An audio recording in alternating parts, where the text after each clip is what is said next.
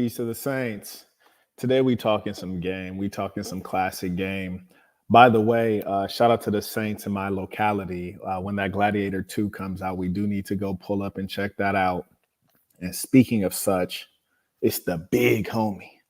It's Hustle Crow, Holmes Chomsky, Malcolm Flex, also known as Flex Luthor, Fax Kellerman, Freshly Snipes, Kent Drippy Jr., Devon Gotti, also known as the idol of James Bond, Marquett, Devon Burton, the Saint, and the Sinner.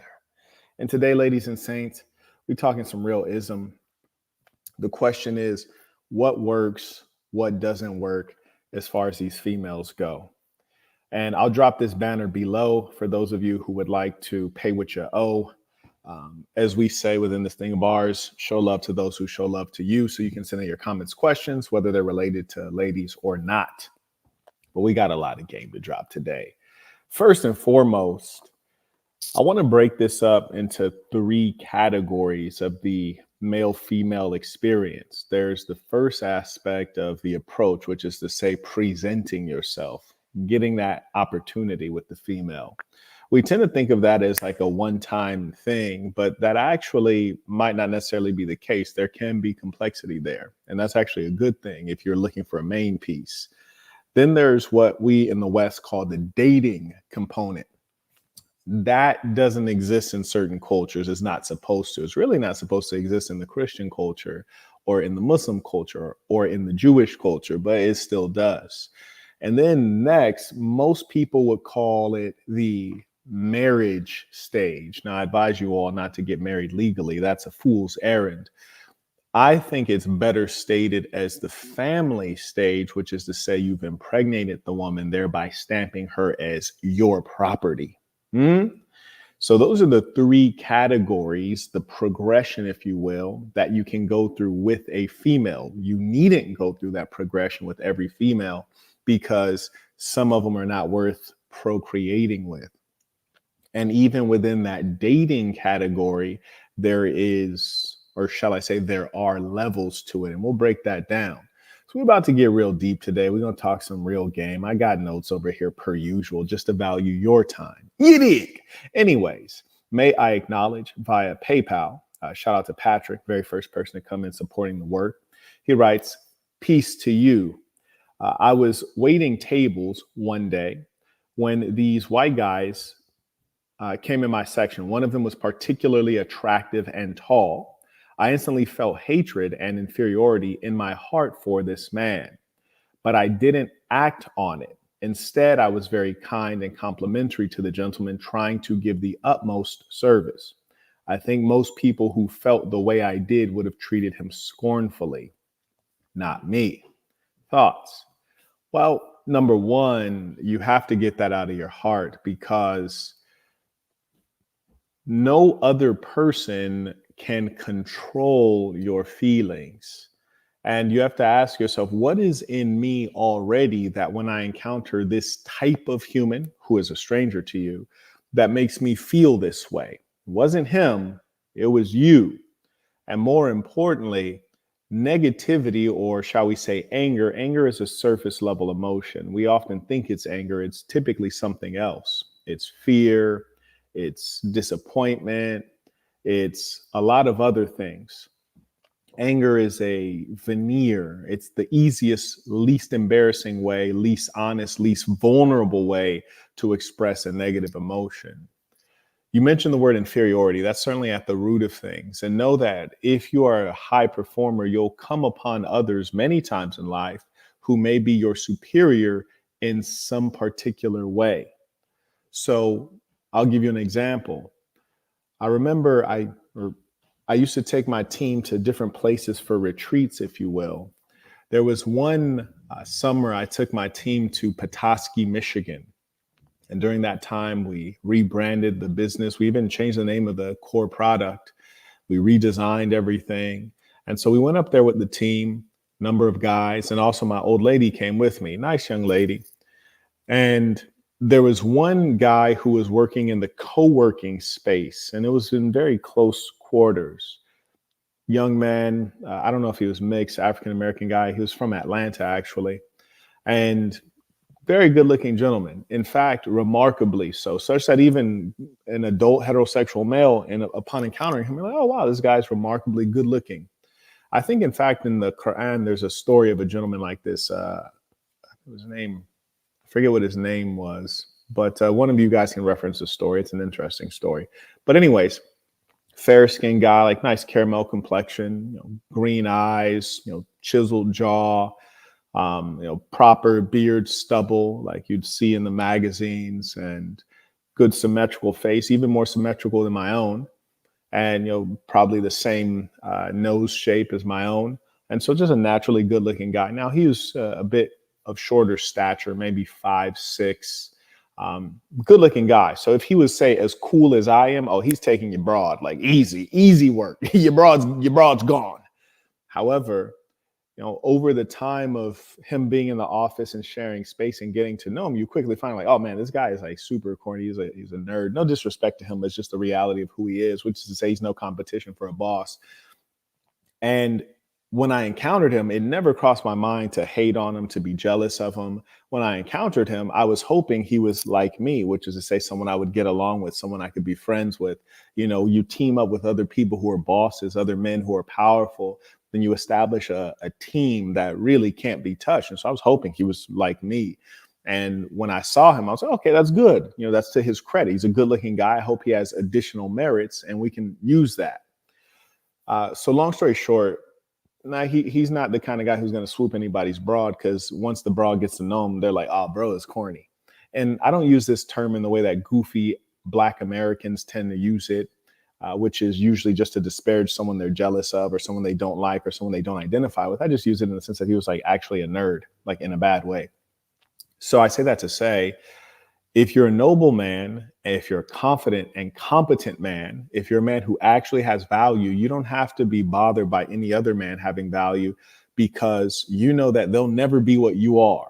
You are a unique combination of merits. They may share some of your merits, but they're a different combination of merits, which is to say that any chick that's with me would never want to be with him unless they're a pervert. Because if the girl goes to him solely because of his physical appearance, that's just due to sexual drive. That's due to libido. She's sex crazed female, and they exist, but those are not the kind that I hold on to. You hear me? That's not the kind I'm gonna take on holiday with my employees. So I say that to say, once you get around a guy like him, you're like, oh, bro has no swag. A chick that's with me, she likes guys who really know how to talk that talk. A man who's a master psychologist, a man who's extremely knowledgeable, extraordinarily confident, a man who's revolutionary, a man who's philanthropic and considerate, but also can take a sword to someone. He not like that. So I encourage you all to develop yourselves, not for getting a woman, but to be a great man and to pursue your own glory, which we all should do that.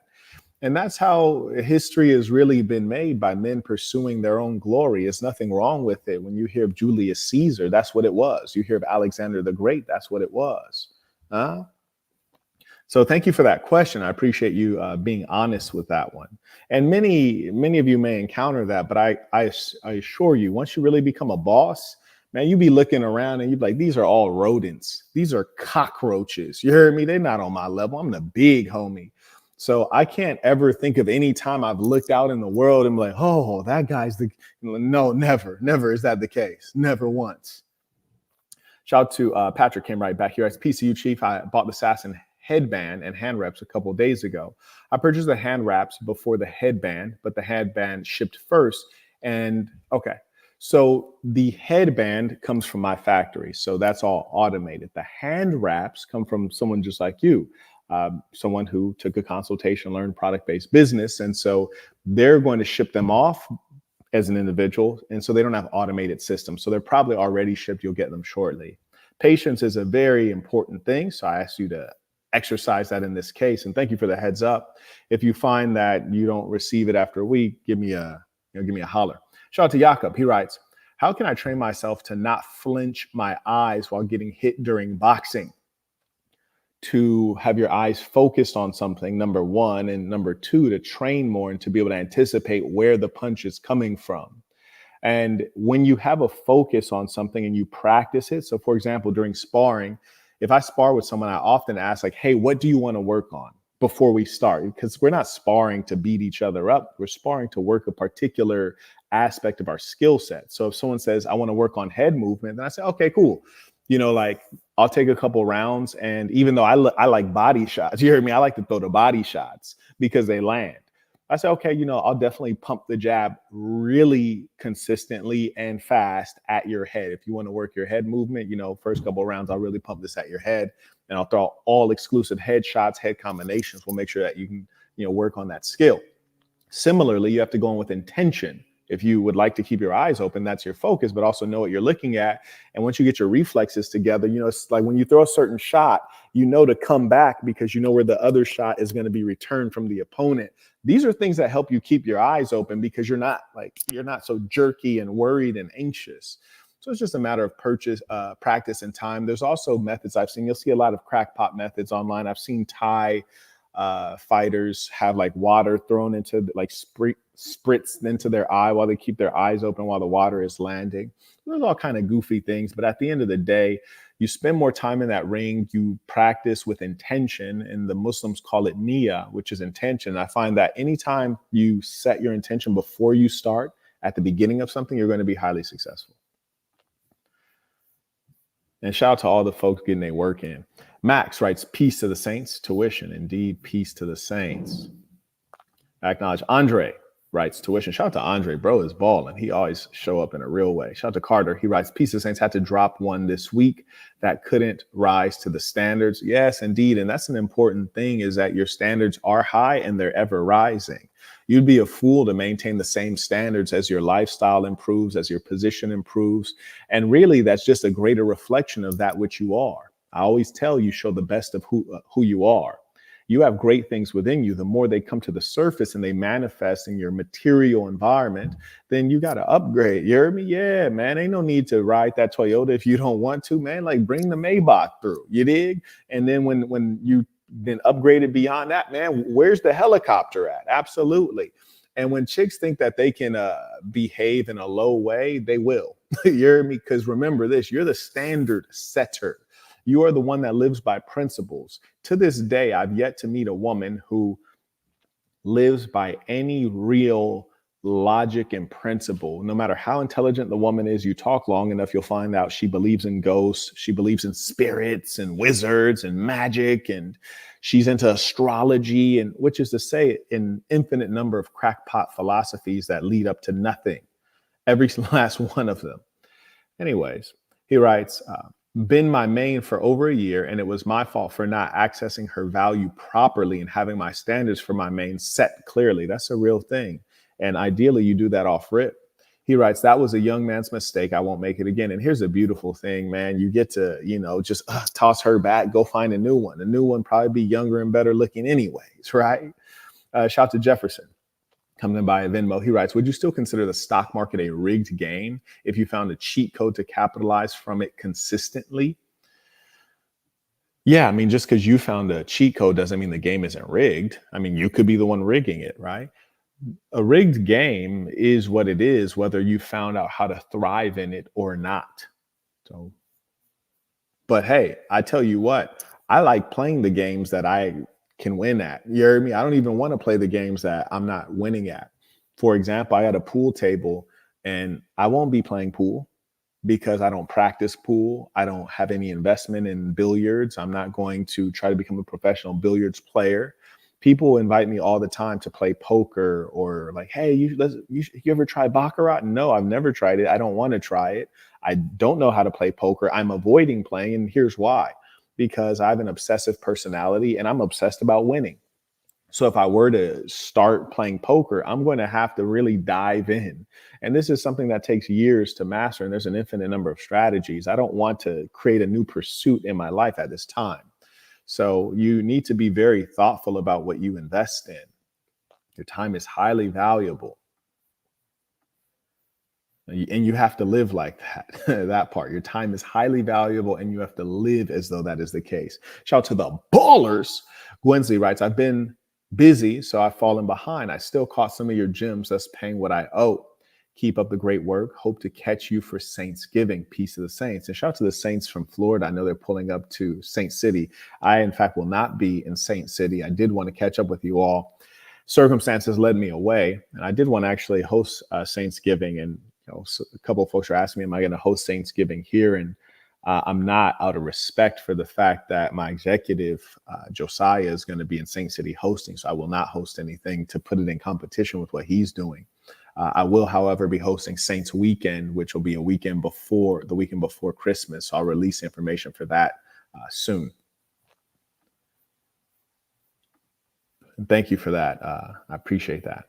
I also acknowledge Sire writes, peace to the Saints. Shout out to Drippler with a double baller alert. He writes, tell him, "Bia, I need to get on that platform." Peace to the Saints. Hope you're doing well, bro. I'm telling you, man, some of them platforms be so righteous. The one that you're referencing right now, that was one that I just dealt with maybe 1 or 2 nights, and that was just epic. I think that was the thickest one I've ever dealt with in my entire life, and it's comical because she was 100% Caucasian, and in that case, she was mixed with Uzbek and something else. I forget what it was, but it really makes me want to visit Uzbekistan. Oh my Lord, just amazingly unreal level of thickness, just beautiful, beautifully thick. Shape too, like Lord have mercy. Lord have mercy. Anyways, Marcus writes, my girl admitted to me that she took edibles at a wedding 3 weeks ago behind my back. Bruh. See, for me, if my girl's using alcohol, drugs, any of that, especially if it's not a part of her regular behavior, that lets me know that there are recesses to her personality that she hides. There are behaviors that she wants to engage in that she doesn't want to do in front of me. And women in general, human beings tend to lie, but women in particular, they're going to conceal and deceive. So the more you can minimize being with that kind of woman and exposing yourself to greater risk, you'd be wise to do it, which is to say, I wouldn't drop her like a hot potato, but I would darn sure start transitioning her out, which is to say, bringing in a replacement. You bring something off the bench, bring something fresh into the league. Time to draft a new player. Absolutely. He writes, and she just now decided to tell me, 3 months later, Brody, like it. In fact, you'd almost be curious as to, well, why now? What motivated you? Who told you to do this? Who did you confide in when you didn't confide in me? He writes, I told her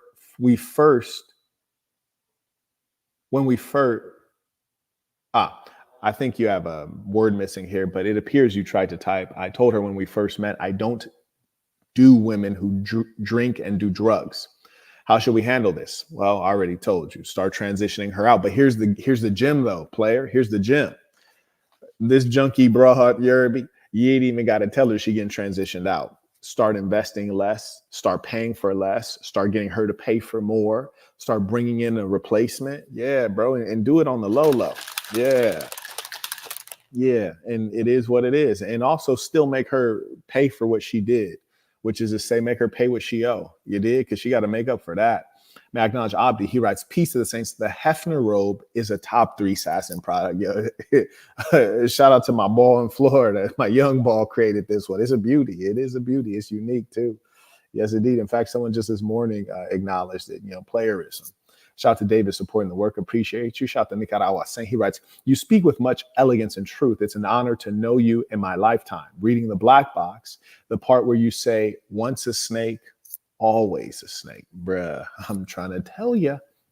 And in fact, I've had the good fortune during my life that I've been very good at selecting friends and peers to be among. And I've only ever had one friend that has betrayed me, which is to say, a former friend. And the reason that is a former friend is because he was someone who was not on my level. I always advise you guys to never deal with people who are broke and ugly. And at a level, he was ugly, which is to say unappealing, unattractive. So if you're an appealing person and you have a friend who's not appealing, what can they do? All they can do is be jealous of you. And that will always lead to you suffering. So be thoughtful. There's nothing wrong with having high standards or saying this person is not good enough. This woman is not worthy. May I acknowledge Mentuition, right? Saint, when was the last time you got into an actual fight and why did it happen? Ooh, that's a good question, bro. An actual fade. And you know what? That's a tough one. Low key, it'd probably be something that you would have read toward the end of the black box. It's not something I think about much. So I'm probably missing something, but it'll probably be something that was toward the end of the black box. There's a couple fades in there. What you'll find often, especially if you're in the combat sports or you've been in the streets, is that no one really wants to fight. A lot of people want to talk. A lot of people want to express themselves. A lot of people want to rage, but very few people want to fight. And here's the thing: when there's a conflict, I want to fight. In fact, put it this way, let me be perfectly honest with you. I want my enemies not alive. Each and every one of them. I want their children not alive. I want everything that they love to not exist. I really want that. It is necessary. I believe in that. And you might be thinking, oh my gosh, you're a monster. Well, that is historically the way the world works. You see, genocide is a new term. Historically, when you go and defeat an enemy, of course you kill the men, you enslave the women and children, use them for whatever purposes you have. That was the way of war. So yes, it's natural to eradicate your enemy. And in this day, our enemies are ideological. It's the people who are mentally unwell. So anyways, I say this: when I come into direct conflict with someone who would be my enemy, I want the smoke. I want to fight. I want some violence. And under ideal circumstance, I'd love to get a free body, which is to say, if I could take their life within the confines of the law, that would be most ideal. Now, invariably, you're not going to get the George Zimmerman treatment and not have to go to jail that night. You'll probably have to go through some kind of process, and I'd really rather not, because the American legal system is very unpredictable, unfortunately. But yeah, I want them not alive. So I say that to say this: every single time there's been any significant disrespect, and this has been since I was 7 years old, I always escalate very rapidly. And it doesn't matter who's around or what the context is. We can be in church, we can be in the business environment. I can only think of one situation which I didn't escalate rapidly. And it was, I was in Baltimore, Maryland at a fundraiser, and some older white guy sat in my chair and then looked at me crazy. And I didn't escalate. That's the only thing I can think of. And like, since I was age 7. And I regret that. I should have slapped him dead in his face, like right there in the fundraiser. So that's the only time that I did not. And I think it was because initially I was thinking that he was like confused, or like I didn't know he was trying to like play big man. So my bad. And now I'm not giving anyone the benefit of the doubt. Everybody's getting helmets slapped off. And that's like the one time since I was age 7. So anyways, I say that to say this. I always escalate, and every time I escalate, you know what happens? They back down. The reason that they back down is because they can see that I'm serious, and they're scared, and they realize, oh, this guy actually wants to fight. He doesn't want to just talk. He doesn't want to like play games. He doesn't want to like make a show of things. He wants actual violence, and they can see in my face that I really want it, and then they immediately cower and back down. So not surprising.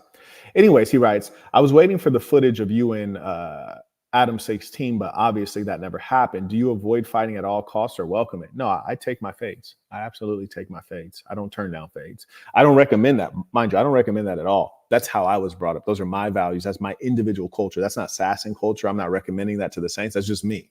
That's how I feel. I want my fades. I'm not turning my fades down because I don't feel good when I skip out on fades. It bothers me. Like, I still remember that one time bro sat in my chair and looked me dead in the eyes, and I didn't slap him dead in his face because I didn't realize that he was trying to play big man. I thought he was just a confused old white guy, but I should have slapped him dead in his face. Shout out to Isaiah. Yerby, he got on the Hefner. You dig?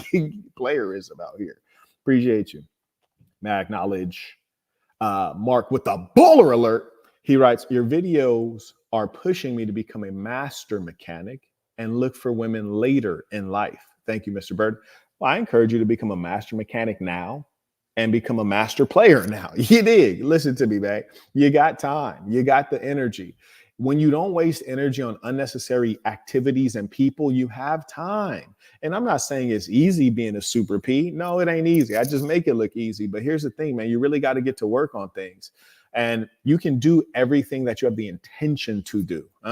You set the intention and you go ahead and get after it, and you don't allow anyone, especially a dingbat broad, to slow you down. Like, a good woman will tell you, hey, get some sleep, go to bed. Well, they're also projecting onto you because females require more sleep than males. So I'll go to sleep after my old lady and then wake up before her. You hear me? Why? It's hustle mania. You dig? 13 months. Let's get it. All of you. Let's get it. Jefferson writes 5MO, are you still considering, quote, increasing contact points between people who are productive and intelligent, end quote? Yes, I am. He writes, you mentioned having an idea along this line referencing Tony Hsieh in an upload. Absolutely, that's correct. And one of the first steps toward that, we have Zudor arriving on property this week, actually. I don't even remember which day, but it's this week. We have my mother's going to be arriving in a couple weeks. Then we'll be basically prepping for our Saints weekend, and I'm going to allow people to stay at the property. So that'll be a new experience. I need to hurry up and give the ticket options for that, because I have an office that actually has a bed in it. So I'm gonna fold that out, put some bedding on that, make sure that that one's comfortable. I've never actually slept in that bed. All the other beds except in the apartment here, I've slept in. So I'm gonna sleep in each of the beds, make sure that everything is suitable for people. In the basement, we have 4 bunk beds, and one of them is by my technology stack. I'm gonna put my young boys by there. It'd be torture for them, but that's okay because they're coming free of cost. So we'll torture them for a night or two. So those 2 bunk beds are by the tech stack, so you can hear the servers running. Then we got 2 other bunk beds, which are still in that room, but farther away, be more comfortable. So there's 4 beds there. There's 2 beds in the apartment. That's 6. There's a bed in the by the deck. That's 7 beds. And then there's 2 beds in the rear. That's 9 beds. And then of course my bed. So I can potentially host about 9 individuals on site. So I'll probably do that and put up tickets for maybe 7 of those beds, because 2 of them I'm going to give free to my young boys, to some of the young Saints. You want to have the youth here, carry on our traditions, to learn from bosses, be around bosses. And if you're wondering, how are we selecting these youngsters? These are youngsters that I'm familiar with. Their executives are familiar with. They put in work. They've, in some cases, taken consultations. We know them well. They've taken courses. They've invested a lot in the organization. We want to give them something back. So there you go. Carrying on. Thank you for that question, Jefferson. I appreciate it. May I acknowledge via PayPal? Jeffrey writes, when a woman rejects you, but later wants your attention once she sees you've moved on and found someone even better, it raises a question. If she didn't want me, why would she care now that I've moved on? Because they're completely belligerent and non-linear, emotional, jealous, drama-filled. There's so many reasons. None of them are good, right? None of those reasons are good that they want to spin the block. They didn't realize value initially. And what you should do is you should benefit from them and give them nothing, which is to say, take everything from them, but give them nothing and never trust them. Why? Because their instinct was not properly calibrated to recognize bosses. And if that's the case, there's probably not a natural match. There's not a natural pairing between you and that woman. You hear me? So use her for what she's worth, which is not what's in here. She might give you some good cabeza. You hear me? That cabeza might be serious, but she's not worth anything mentally. So go ahead and use her for what she's worth. And, when she loses that value, trade her in. You hear me? Like a Pinto.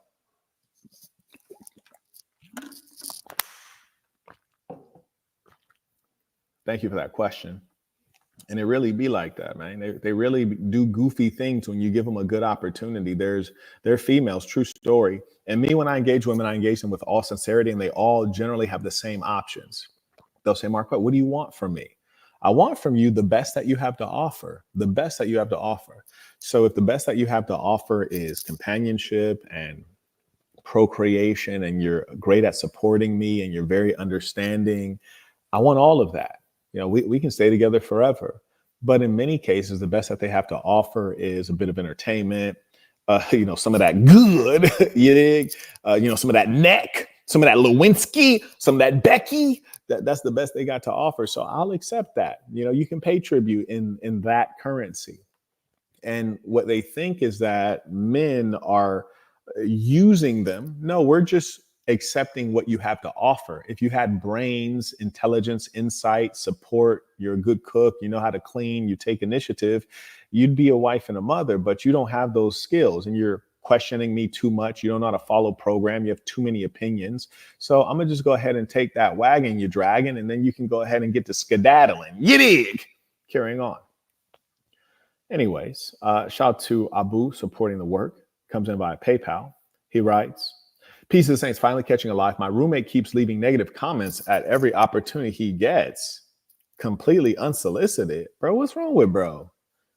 He writes, for example, I'm very fit, and he was never fit in his life. Oh, well, here's the problem, my dear boy. I say this all the time, and I just said it earlier. I'm going to repeat it for you. Do not be around those who are ugly and broke. Well, he's never been in shape. He's ugly. Huh? Yes, which would mean he's probably going to be jealous of you, envious, whether it's conscious or subconscious. You can't be around your inferiors. It's dangerous. Yeah, in fact, recently, young ladies, we're moving into a place. We have a bunch of boxes, and then she says, "Oh, well, we can't just throw away these boxes. We need to donate them."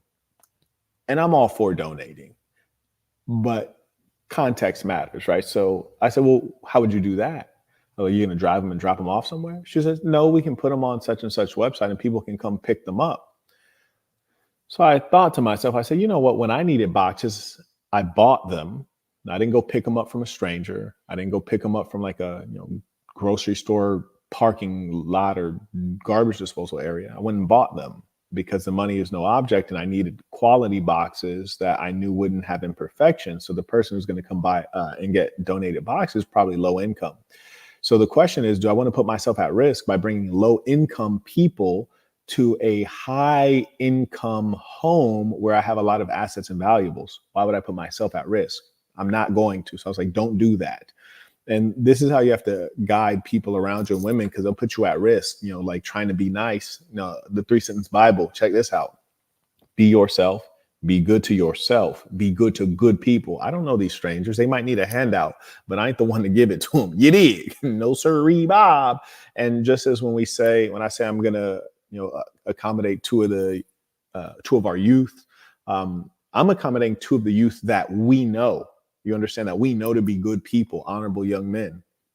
So, and we have many honorable young men, so we're only picking two. That doesn't mean that you're not honorable. We just, we'll get to you on the next go. And that encourages you to, put in more work and to be known. I always encourage men, hey, make your name known, show up and turn up. You dig?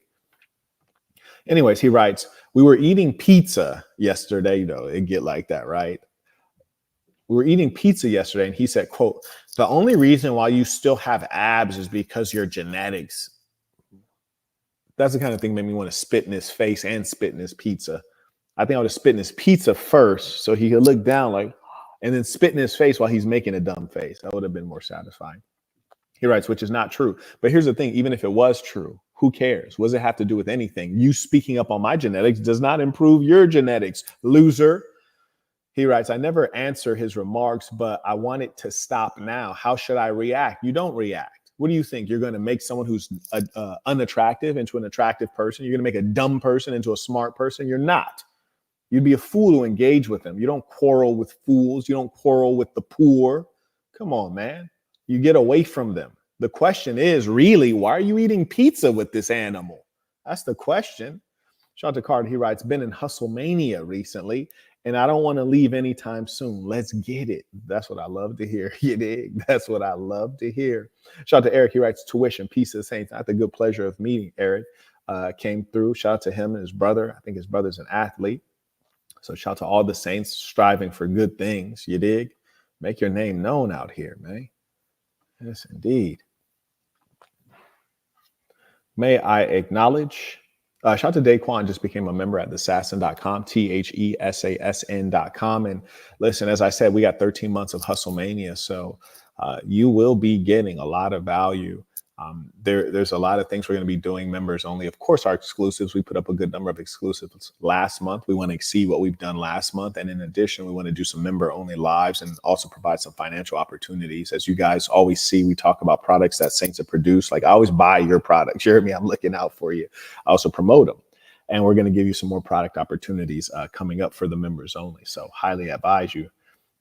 Shout out to Kendall. He comes in by PayPal. He writes, would you be willing to do a reaction / review of a recent debate between Anton and Yada Awakening? That's quite a name. The topic is dating / relationships, and some specific points of note were discussed, such as, quote, should a man pay 100%? And, quote, women are less submissive now, ? I watched some of it, and some ism from the Saint is desperately needed piece of Saints. Okay, send me a link for that. Just go ahead and email below. Send me a link for that. We can look into that because it is Hustle Mania, and you are a member, so we can get it. We can get it going. Let's see. May I acknowledge via super chat? Oh yeah, so I see Isaiah had sent it in his super chat. I do also see an email from him, so I assume that they were. Okay, I'll get back to that later. Great. Let's see. Shout out to, are we caught up here? Okay. Ice Cold G writes, overdue tuition for the exclusive live stream on, quote, females trying to be a man and a woman, but fail at both. Listen, that was cold. Was that the 5-hour one? I wowed out. I was in Dubai and I just cut up and did a 5-hour one, and it was real good work. It was crazy work. He writes, so much game was soaked up and I'm forever grateful. Yeah, and that one had to be an exclusive because we was talking real, but we was talking reckless, and sometimes it get like that. Shout out to the real ones. Shout out to the actual members. You dig? Patrick writes, appreciate it, Chief. Oh, absolutely, man. Absolutely. Carrying on. Okay, and we have Carl came in with a PayPal. He writes, can you talk about reading body language, how you tell the difference when a chick is just enjoying the combo versus actually feeling you? You know what? Keep the combo brief because it's your first time encountering her, number one, and then it's on the back end. So there's really 2 points that are going to be critical for interpreting the female. You don't need to read the body language because women are great dissimulators. So the number one thing you want to do is when you're talking to shorty the first time, remember, you got those 3 priorities. Go for the smash. Okay, I can't smash right now. All right, okay, cool. Can I convert this into a date? Go for the date. If I can't convert it to a date, then collect the contact info and dip. You don't need to be there engaging in this extended conversation. Let her do that with her homegirls and her mom and her gay best friend. God forbid she has that. You pursue those 3 things and then dip if none of those are possible, or rather if the first 2 are not possible. It's in the follow-up that you figure out if she's interested. You hear me? Because here's the thing. People who have no goals in life, which is most people, women and children and elders, they don't have anything that they need to hurry and get done. They're not ever in hustle mania. So they have an infinite amount of time to talk and waste your time and distract you from your goals. So that being the case, don't ever take their time for a value, because here's the thing, their time's not valuable. My time's $800 an hour minimum when I'm working. If I'm doing a consultation or a speech, it's much more. So my time has a very clear, discrete, high value. Their time has no value. So why wouldn't they give it freely? And that's why when I tell chicks, and, if they ask me for advice or why I don't give them advice, I'll say, well, 1, you didn't explicitly ask me for advice. And number 2, I'm not in the business of giving things that are valuable for free. You hear me? So no, I'm not going to just be sitting here giving sage advice when it's unsolicited. I don't think I'm that important. I don't think everyone's receptive. And more important, baby, just like y'all tell these balls, you got to pay to play, shorty. So yeah, man, don't waste your time. It's highly valuable. And here's the thing, you have to value your time for them to value it. Huh? Yeah, people don't care anything about you in this world. And Book of Dark Truths, right? So you have to show the value of your time, man. And every now and then you got to dictate to these chicks. I was just recently having to dictate to a chick because, they play these games. And it's often a feminist game. They're trying to get an upper hand on you off some feminist-ish, or they're just trying to manipulate and control on some female-ish. But here's the thing. In Russian, there's a saying that goes like this, and I like it, and it's mostly true. If you have to explain, then you don't need to explain. I'm going to say that one more time. Pete! If you have to explain, then you don't have to explain, which is to say, if I have to tell shorty at length how to be a good woman, then I don't really need to tell shorty how to be a good woman, because she can never achieve it. If she could achieve it, she would already knew some of the basics. If I have to tell her everything about how to be a good woman, it's not even worth my breath. It's not worth explaining, because she's never going to be a good woman. She ain't got the fundamentals. You heard me? Which is to point out to you guys that you already have to have basic alignment from a values perspective, at some level from a culture perspective, you have to have shared goals. If you want to have a lot of kids, she needs to want to have a lot of kids. There's some things that you can't convince her into, you can't teach her. And often we think that we got to constantly teach and convince and persuade and correct. It's like, nah, bro, that's a lot of energy. And that's why every now and then you might see me out with a chick that's turbo thick. You hear me? Turbo thick. She wearing a skirt that's way too short. And you might be looking like, Quet, like, why are you kicking with that girl? Like, you don't condone that. I don't condone it at all. But I'm just here for a night. You hear me? I'm here for a short time, not a good time. I'm about to go ahead and break her back. And then I'm never going to take her back. You dig? I'm going to break her back and then never take her back. You dig? Which is to say, I could explain why it's not smart to wear a short dress. I could do that. But it's not worth explaining because that's who she is. I'm not trying to change her. You hear me? I'm just trying to slay her. And then after that, I'm gone back to my paper. You dig? And I never put the bra before I shouldn't say never. It's happened a couple of times. It gets all of us. But when you're focused, don't ever put a bra before your paper. And when I say paper, I'm talking about your glory. You see, people think of money as just a very specific thing, but I want to say your glory. Don't put a bra before your glory. Marquette, what do you mean? Well, check this out.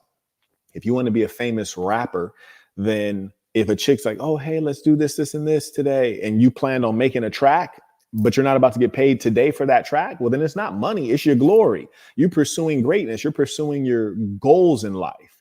Nah, shorty, I got to make this track. You could sit down right there and watch me do it. You heard me? Yeah. If you think you Timberland or Dr. Dre, you could try to hook the beat up or something, but nah, this is what it is today. Don't ever put her before your glory, which is to say to make your name known, to make your name bigger, to earn more, to improve yourself. Don't ever put her before any of those things. And here's the comedy. If you were to put her before any of those things, she's not going to appreciate it. Whew, that's crazy. She's not going to appreciate it, huh? She's going to take that kindness. She ain't going to take it for weakness. She's going to take it as a freebie. You dig? She's going to take it as something easy to get from you. And she's going to think she can always rob you of time, rob you of energy, rob you of focus, rob you of capital because you give it out too freely. You dig? She ain't going to appreciate it. So yeah, no, don't give them anything. You keep them starving. You keep them on the edge of death. Keep them starving for all the things that they want that you have. Time, attention, money, emotions, all of it. Starving. Huh? Come on now. Come on now. Anyways, the gentleman further writes, what do you say to a chick to smash the same day? You know what? It's really not much about saying. It's about getting her in the environment where it can go down and then, taking the actions. You dig? It's very rarely about saying. Every now and then you got to speak up on it, but mostly you ain't got to talk about it. You got to be about it, which is to say, get into the environment, which is generally a private one, not always, but generally. And then go ahead and start taking those steps. And what you'll find out is that 9 out of 9 of them are turbo freaks and it's going to go down. Yeah, it's going to go down. And I'm wishing you well in your pursuit. Yes, indeed. It's a cold world out here, man. I wish they were decent. I wish they had morals. They don't. Book of Dark Truths, man. I'm just living in the world as it is. You dig? I'm just playing the cards I'm dealt. That's all we do it out here.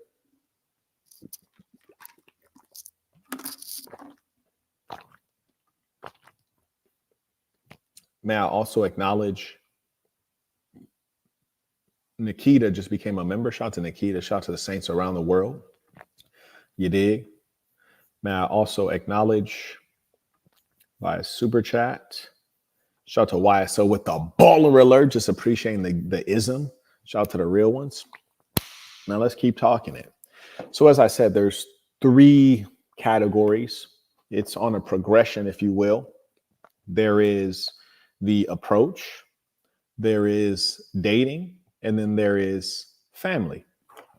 So on the approach side, this is when you're presenting yourself, you're getting to know the woman, or you're teaching her about who you are. And this is solely for the purpose of achieving your blue chip aim with her, which might be smash, might be her getting her support, might be getting her financial support, might be having her procreate with you. It could be a variety of things depending on who you are and what you're seeking.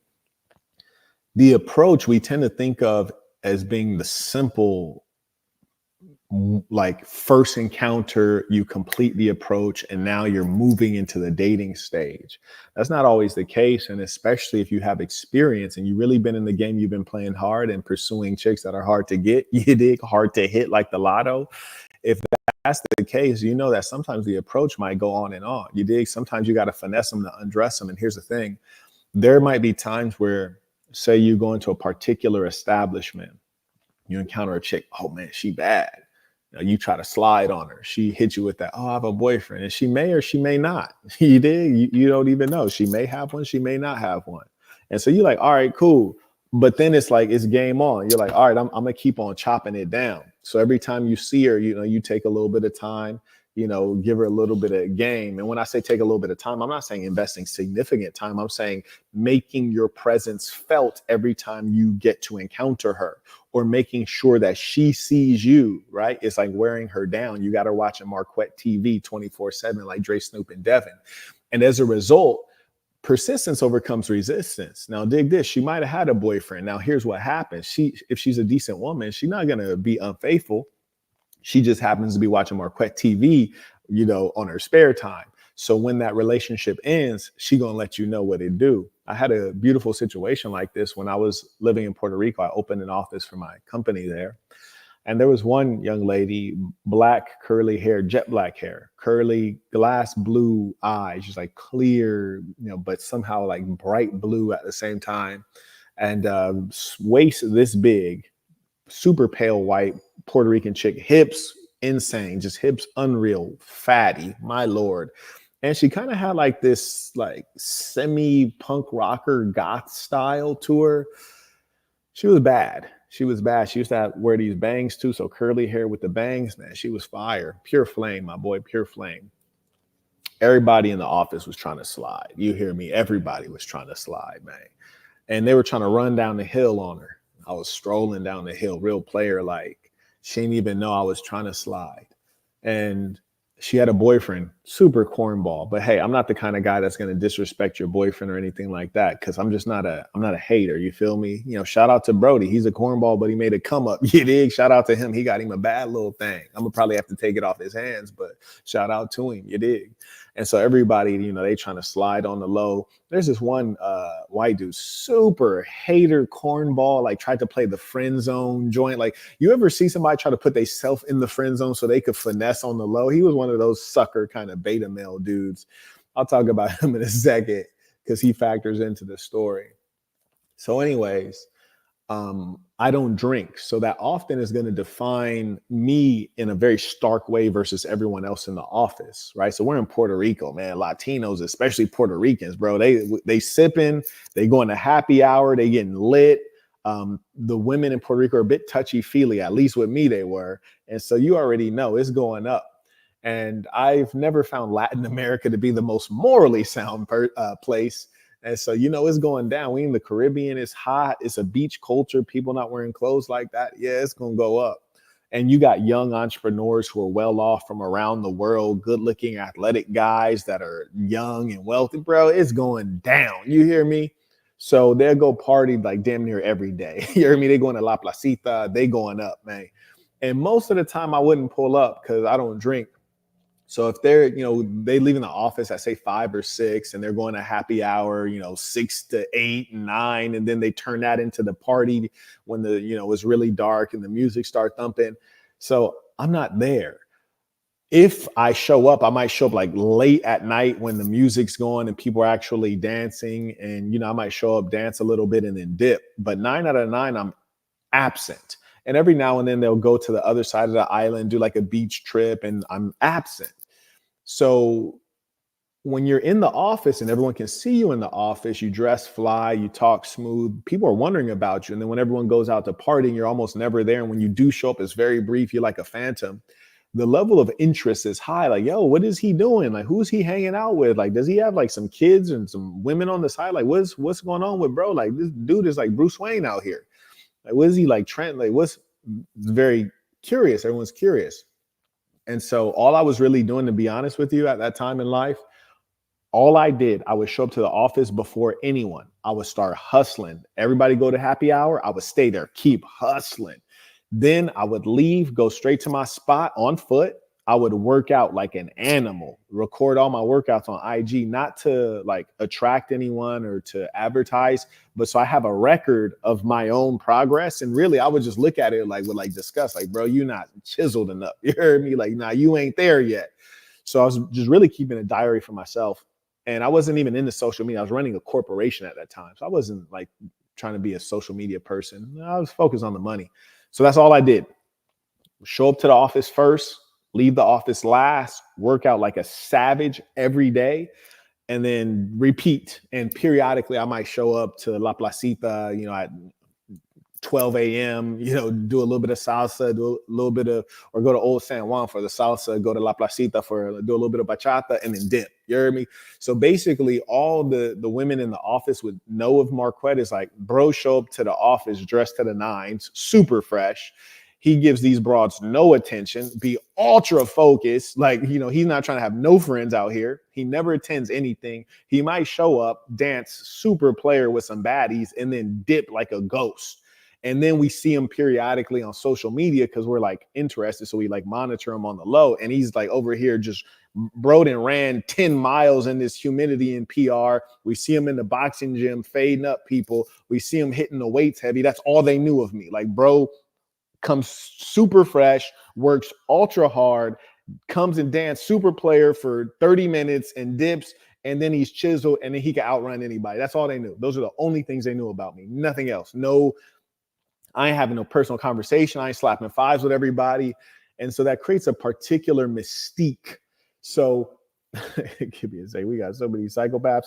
Mind you, if you are a psychopath in the chat and you have a question that you would like answered, send it using the information below. $15 and above, we'll answer it. If you don't have $15, you don't need to ask me a question. You need to get your life together. Really, you do. Don't ask me a question. Get your life together. Anyways, back to the story. So those are the only things that they knew of me. And when I was encountering this woman who's utterly gorgeous and I was engaging her, it was very platonic because I was already aware that she had a boyfriend. So I'm not going to be disrespectful. I'm also not going to waste my time. So it's like, yo, hey, how are you? Great. Good to see you, bro. Get up out of the way. Get away from me because you're too fine to be around me and to not be getting maxed out. You dig? That don't even look right. And I ain't going to be your homie at all. So one time they had took a beach trip to the western part of the island. So they're at this beach trip and, they're having girl and guy talk. And often you could tell when chicks don't really respect dudes, they talk about certain topics in front of you. Like you're not there, or like you're not a heterosexual man. They'll talk about other guys that they're interested in. And so the girls were talking about the guys in the office and who's having intercourse with who's pursuing who's annoying and creepy. And then my name came up, and then shorty with the boyfriend, she was like, oh, he's a god. And then the other girl's like, yeah, like I like be seeing him working out. Like, yeah, like he's. And then one of the homies that was there, Cesar, comes back and he was like, bro, he was like, shorty that you said is bad. He was like, bro, she needs you in her life. I was like, what you mean though? He was like, man, we were out there and we were about to go skinny dipping.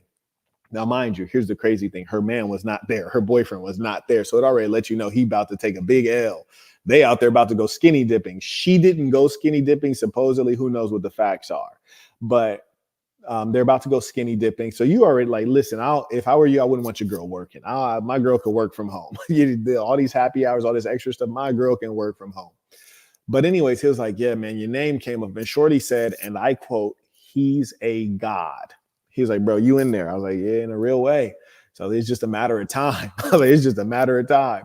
So anyways, I say, okay, well, let me go ahead and press this a little bit. So then the next Thursday or Friday or Saturday, whatever it was, everybody was going to La Placita. I usually never go.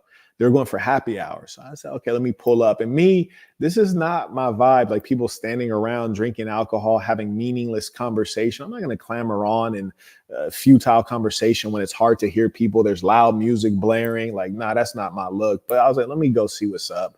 So I go through. I'm just trying to survive. You heard me? I'm just trying to survive so I could like start finessing.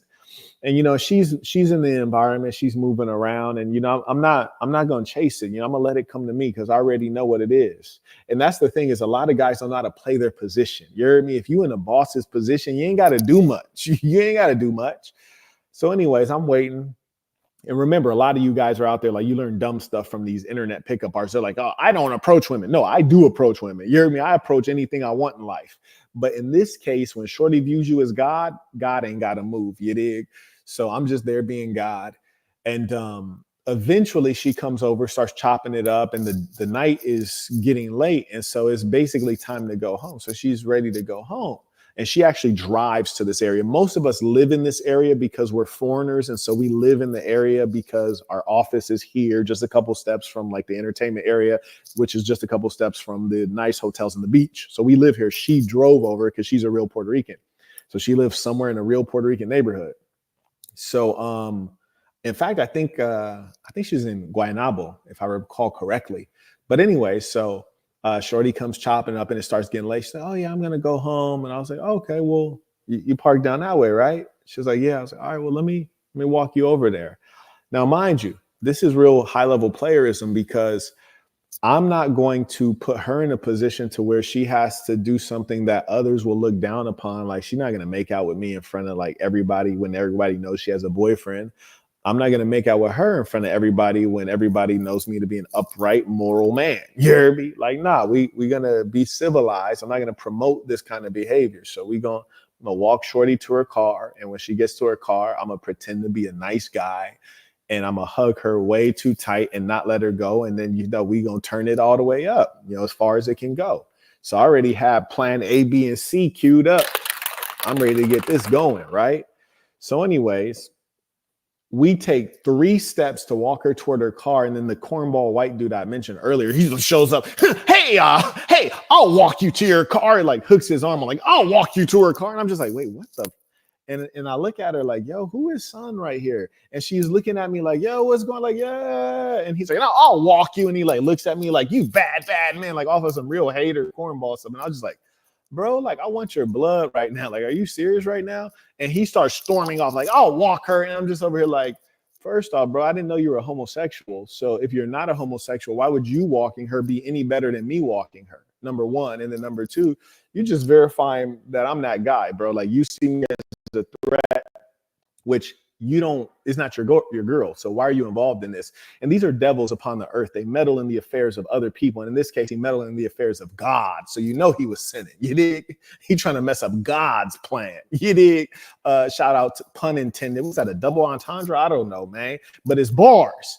Anyway, so bro got his little hate on and it was effective too. And I wanted to choke the little devil out. It was weird too, because the next day at the office, he tried to come around and be buddy. I gave him the snowman shoulder, super cold shoulder. Like, bro, like, look out, man. What are you thinking? You lucky I don't put your lights out. You dig?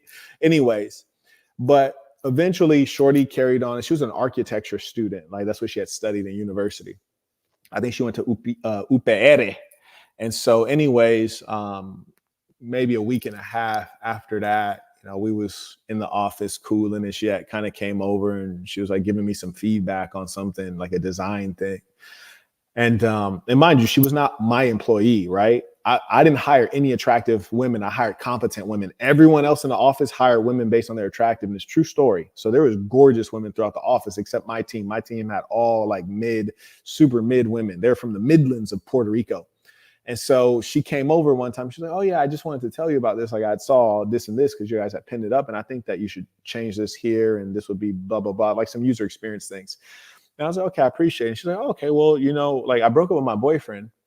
Like it was just like, she's like, yeah, you should change this and do this and do this and this. Anyways, I broke up with my boyfriend. And I was like, oh, wow, that's terrible. Why did that happen? She was like, oh, he was cheating on me. And then in my head, I was like, shout out to bro. You heard me? Shout out to my Latinos, you dig? Because listen, man, bro, the biggest cornball on earth and still was getting it in on the side. That's why I be telling you hoes. You hoes be looking at me like, Marquett, like you want 2 women? You're a bad man. And I'm like, look, shorty, I'm the top of the food chain. I deserve it. You dig? You got dudes that's at the bottom of the food chain still trying to eat extra. So here's the difference. Like, you just got to respect me being honest. Like, bro trying to slide on you and he don't even deserve it. So yeah, bro cheated on her and got busted. So she broke up with him ASAP. And she was waiting to make that exit because he wasn't on her level off rip anyways. You dig? Like he the kind of guy you see him with her and you be like, wait, like what's going on here? You dig? You ain't never seen me with a broad and be like, what's going on here? You see me with a broad, you be like, that makes sense. That makes sense. Bro's a boss. Man, I could be wearing a holy t-shirt and some chancletas. You still be like, yeah, bro got the swag. I already see what it is. So anyways, man, she came over and let me know that she was open for business. And I said, oh, oh, okay, cool. And then kept working. You dig? I ain't even set up nothing. You know, needless to say, things went swimmingly, you know, things went swimmingly. That's a longer story. We can get into that another time. Anyways, for the mentally ill, for the jealous and mentally ill, go ahead and send in your comments and questions. I'll be happy to address it. And if you don't have $15, I don't think you're a valuable person on the planet Earth. I think you should focus on earning a decent wage. Shout out to Luis. He writes, Mr. Burton, I have grown to be, and this is via PayPal, I've grown to be easily put off by females around me. Don't get me wrong, I've smashed and left them in the dirt. Many of them belong there, sir. He writes, I'm sure it's because of high standards I have. You know what is sad, man? I can't lie to you. The reason I don't have any children is because I just look at them and I'm just thinking like, this one believe in ghosts. This one think astrology is real. This one is incompetent. This one, you know, it's like they all have some like despicable flaw. But you realize eventually after much experience that like, you know, this is what the planet Earth is, man. This is what the planet Earth is. And if you want the one that doesn't believe in astrology and is not dumb, she gonna be ugly. You know, like it's like it just is what it is, man. It just is what it is. It's a cold world out here. This is how it happened. He writes, even when I'm training in boxing or at the gym, I unintentionally leave them feeling unworthy, but they still gravitate toward me. Well, they probably are unworthy. He writes, my aura is like a magnet. They love men who have godlike work ethic. Everyone loves work ethic, especially when it pays off. You dig? He writes, showing gratitude, peace to all of the saints. Indeed, appreciate you. Shout out to the real ones. Yeah, man. Being a winner is a beautiful thing. You're gonna win when you're a winner. That's all you know. I don't even like losers around me. I don't even like people inquiring about losing. Like, oh, don't bring that up around me. That's disgusting. Shout out to Joseph supporting the work via Venmo. I also acknowledge Jan Carlos. Writes, tuition. Okay, so we caught up there. Shout out to Road Runner. Writes, peace to the saints. Road Runner. Okay, so let's get back after this ism. Let's work.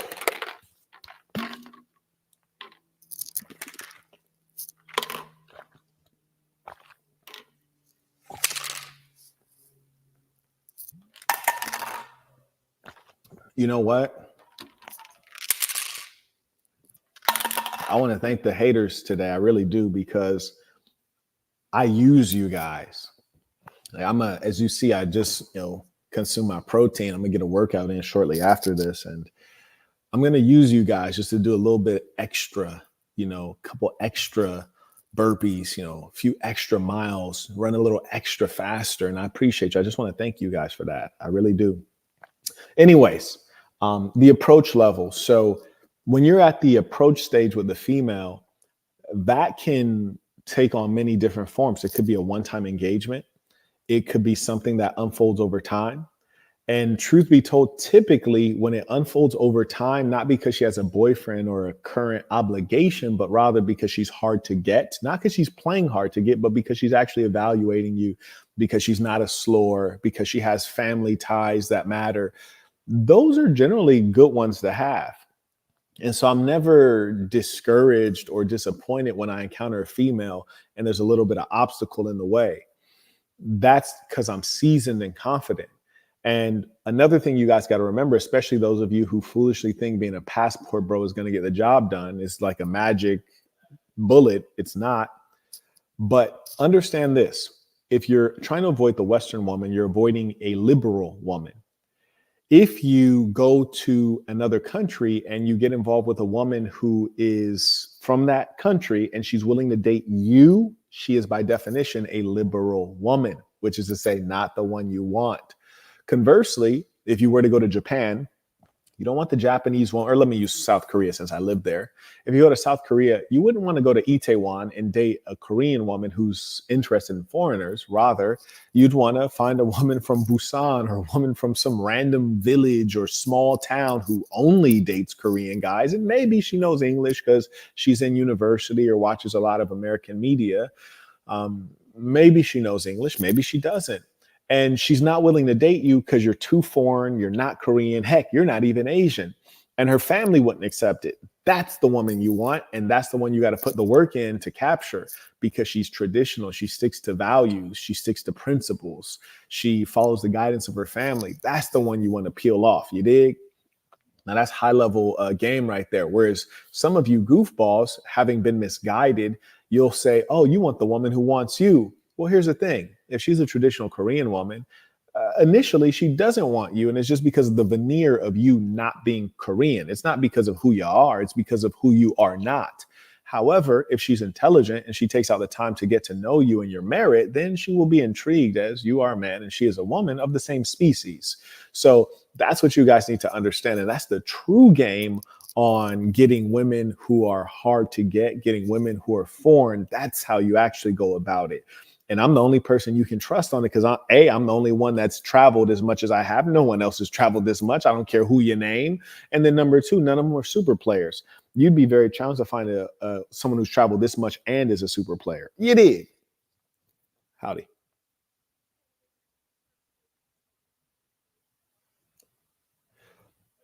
Yeah, I am actually. Tell them to go ahead and come on in and go ahead and do it. Like as long as they're not having like loud conversations, it's all good. I have no problem with that at all. I'm just gonna go ahead and finish this up. If that's all right with them, it's all right with me.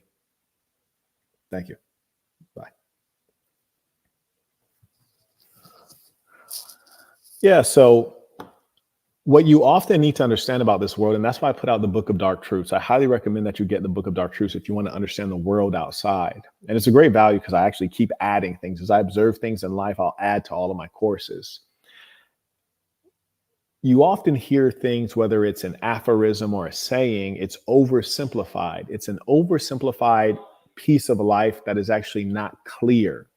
And it's not useful to people who are young and are in most need of that advice. You know, when you're young, you're seeking, you're a seeker, your vessel is empty. You need to fill it up with knowledge and experience. And so as a result, you hear things and think, oh, that's true. So-and-so said it, or I heard it a lot, or this wealthy person said it. Well, just because someone's wealthy, just because someone's older doesn't mean they know anything. Some people get lucky. Some people are wealthy and then they become bankrupt. Some people are born into money. Shout out to Matthew, came in via Apple Pay. Oh, sheesh. Give me a second here. Go ahead and send in your comments, questions right now as we wind down.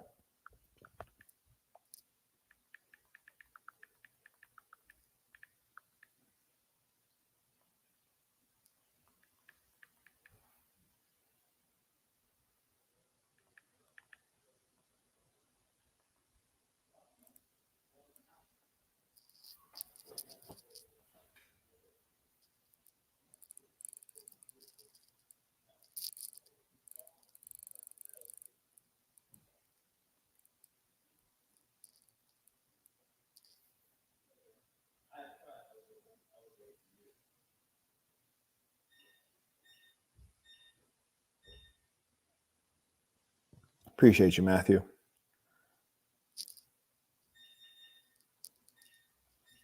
Okay, looks like Matthew may have sent in a question with his Apple Pay.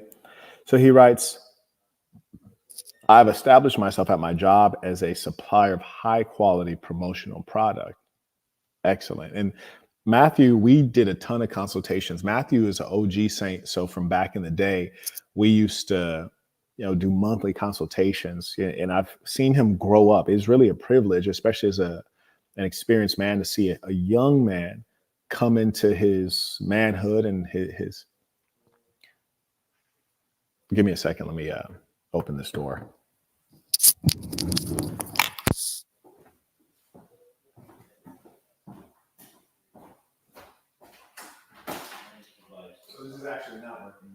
that's okay. That's what I'm trying to figure out. Want me to leave this open for you? Yeah. For now. All right, how you doing?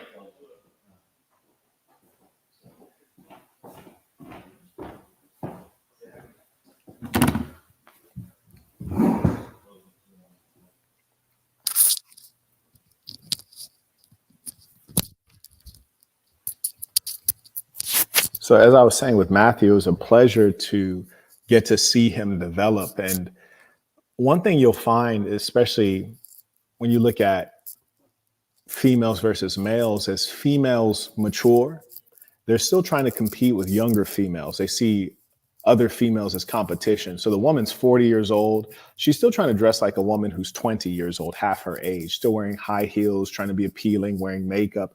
And they seek to compete with other females.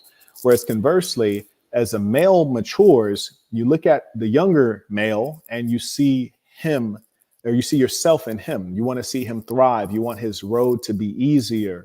You want to arm him with knowledge. You want to mentor him. You don't want to compete with him because you know, as a mature man, as a real silverback, he's no competition for you. Even if he is younger and stronger, he's not as crafty. You hear me? Like he's not been around the block as many times. And so for me, it's been a real pleasure to see Matthew grow and, go from living with his folks to living on his own, go from being a new guy at his job to excelling, meeting the CEO, being able to add value, become a vendor at his job. That's really a powerful thing. And it's all been a direct result of his intention setting, his ability to create good product, and his tenacity, his willingness to talk to people. Recently, I was giving a consultation on one of the saints who also takes a monthly consultation. You can book that at thesassin.com, THESASN.com. And mind you, never take anything for granted, because I used to do a ton of consultations every month, and then I canceled everyone. I told everyone, like, hey, you've done too many consultations with me. I will not accept your money. I want to meet some new saints, give them an opportunity to develop. So one young man, he has a product out, great product, phenomenal product. And I said, hey, how many sales do you have? He says, okay, well, I've sold, I think in his case, he sold about 40% of his inventory, which is pretty good, is good enough. But I said, what percentage of that inventory have you sold outside of the Assassin, meaning to people you know personally? He was like, oh, well, I sold 1 unit. I was like, you sold 1 unit to friends and family? He says, yeah. I said, well, you'll never be successful, because we use the Assassin to de-risk your opportunity, which is to say, to make sure you can make your money back. But I encourage you, and it's necessary that you learn how to sell to your friends and family, the people around you, which means you have to speak up, be proud of what you've done, sell. You got to sell. And also you need to be able to sell on Amazon. You need to be able to sell on various online marketplaces. If you cannot do that, you cannot be successful. So we set a couple of goals in terms of, first and foremost, selling to the people around you. Why? It's about confidence. You have to be confident enough to present yourself. You have to be confident enough in your product. You also have to be confident enough to fail. You have to be confident enough to put out a product that's not 100%, it's 90% or it's 80%, but it's still good enough to sell and it's good enough to buy. I will not let any of you off the hook. And one of the most important things about mentorship and fathering, your father's going to force you to do some things you don't want to do. It's necessary. I remember when I was a youngster, one of my mentors, there are many things I didn't want to do. He forced me to do it, and it was for the better. There were times that we were driving in Los Angeles and he'll roll down my window and say, hey, talk to that girl, and force you to do it. Forces you to embrace risk, forces you to act when you're scared. It is necessary, forces you to be uncomfortable. In fact, if you have my book, The Black Box, which I highly recommend, you can get on Amazon. There's stories in there where I was scared. I didn't want to fight. I was forced to fight. And you know what? In the first case, I didn't really win the physical engagement, but I won the confidence of knowing, what's the worst that can happen? You get a black eye, maybe you get a busted lip, you live another day, you take away your pride and dignity as opposed to being a coward. I was forced in that situation, and I'm all the better for it. I was forced to embrace danger, risk, and all these other things. That is what a mentor can do for you, a father can do for you, someone in that position, if you allow them to be in that position or you seek them out. So that is really important. So I just want to share this gem with you guys, and you guys get this gem for free because the gentleman in the consultation, he's paying for monthly consultations for his own development. He's smart. And as I always remind, money's the best thing to lose. You don't lose a limb. You don't lose your life. You don't lose a loved one. You don't lose your health. You can replace it. It's infinite. Don't be a fool. Invest in yourself. But for him, I said, if you've only sold one to people around you, you are scared. You are messing up. Don't you ever come back to this consultation telling me you got a great product, you got this number of units, and you only sold one to somebody you know. Like, I was damn near outraged. You hear me? I was damn near outraged, man. Anyways, carrying on. May I acknowledge Marcus? He writes, how can one get over mental blocks which prevent taking action? Thank you. I actually have an entire talk about this. When you speak of mental blocks, also known as perhaps procrastination, this generally roots from performance anxiety, thinking that you will not deliver at the level you would like, fear, things like this. And it depends on which particular process you're going through. I always advise you guys to refine to perfection, which is to say, get started and draft it to perfection, whatever it is. You don't have to get it right the first time. It's not an examination. In life, you generally get redos, and you always want to engage a team. So the key is to never hesitate. It's to get straight after it and produce. You have to have the intention. And if you can do something that really puts your feet to the fire, it's going to cause you to perform at an extraordinary level. Recently, in the last 4 months, I'd say I had some of the greatest challenges that I've had perhaps in my entire life. In the last 4 months, extraordinary challenges, tremendous levels of disappointment and missing the mark, so to speak, great levels of suffering, most of which I brought upon myself. Most of our suffering comes from our own making. And currently, I've decided to embrace extraordinary levels of risk, which induces some level of fear, but it also opens me up to huge levels of victory. You cannot win big unless you bet big. You have to bet big to win big. And yeah, if you lose, you're going to lose big. But here's the beautiful thing. In some things, you only have to win one time. You only have to have one great product to make $1 million. You might fail 30 or 40 products. Who cares? No one's counting those. They're counting the wins. They don't count how many shots Michael Jordan missed when it was the game winner. They only count the ones that he hit. Those are the ones that get replayed on the clips. Those are the ones that go to Sports Center. They don't show highlights of shots you missed. So come on now, let's get after it. And here's the thing, Marcus, another piece to it is you have to love yourself. If you don't love yourself, and people losers might be listening like, oh, that's narcissistic. Okay, I don't care what you want to call it, little buddy, you're a loser. For winners, attention winners, those who like victory, those who want the glory, if you love yourself, you're going to go get the best for yourself. I promise you. If you love yourself, you think that you deserve everything that is good in this world. And for example, when I was house shopping, my old lady was with me. We go into one house. She's like, oh, this is great. I was like, yeah. But the square footage it's not enough square feet. She was like, but it's just you. She said, it's just you in the house. I was like, yeah, but I might want to use a different bathroom. It's not enough. And I was like, the curb appeal is not good enough. I walk up, I don't feel like I'm well off. I walk up, I feel middle class. This is too plebeian. Look at this neighborhood. Those people look like they got regular jobs. Those people look like they can't afford vacation. I don't want to live next to them. Why? Because I think I deserve everything. And you know what? I'm going to go get it. Absolutely. I want everything. If I'm owed, I want every penny that I'm owed. I want it all. When you love yourself, you think you deserve it. You want all, and you will not be denied. If you don't love yourself, you're okay accepting less. You're okay, taking, the back seat. Don't live like that.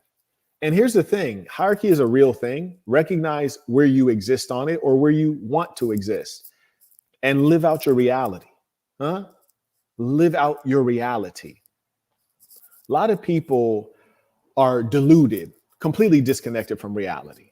The reality of who they are, the reality of what it takes to get what they want. Live in reality. That's a manly thing to do. Reality can be harsh. That's why people avoid it.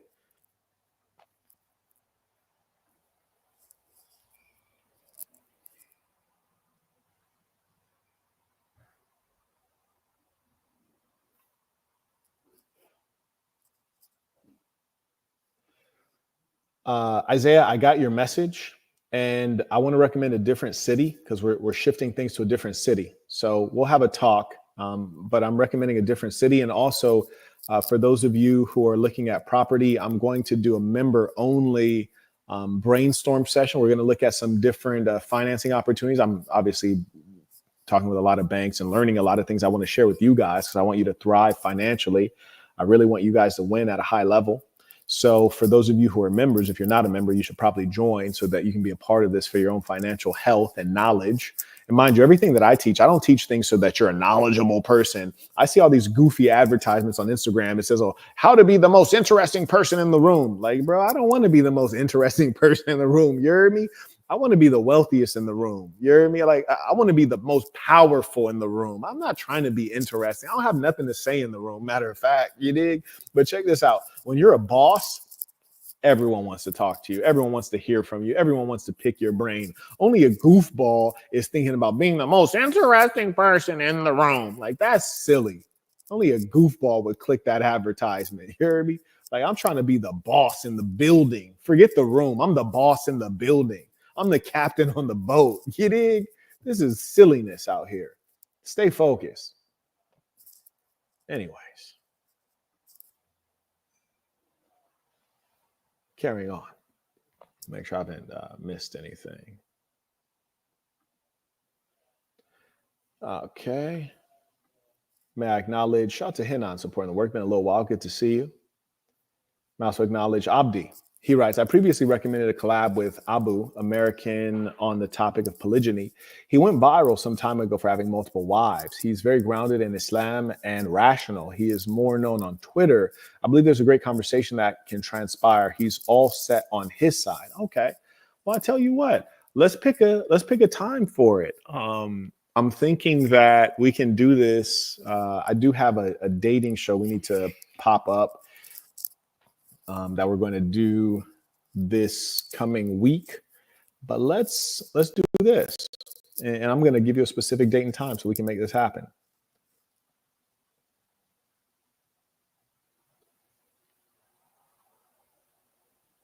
Let's say Tuesday. Let's call it Tuesday, and we'll say 7 p.m.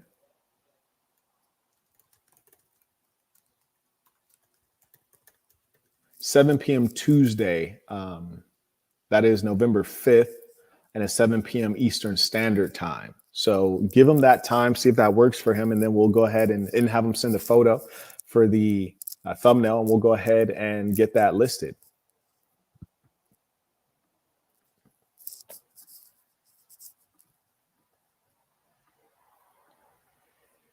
May I acknowledge Jonathan? He writes, we talking some business things on a live about women. I love that. Now, here's the thing, man. Business is everything. And in fact, a lot of chicks will tell me, like, oh, you can't think about this like business. No, absolutely. I can, and I will, and I should. I think about government like business. I think about family like business. I think about romance like business, which is to say there needs to be an exchange of values, and I want the most profit. You dig? Yeah, it's business out here.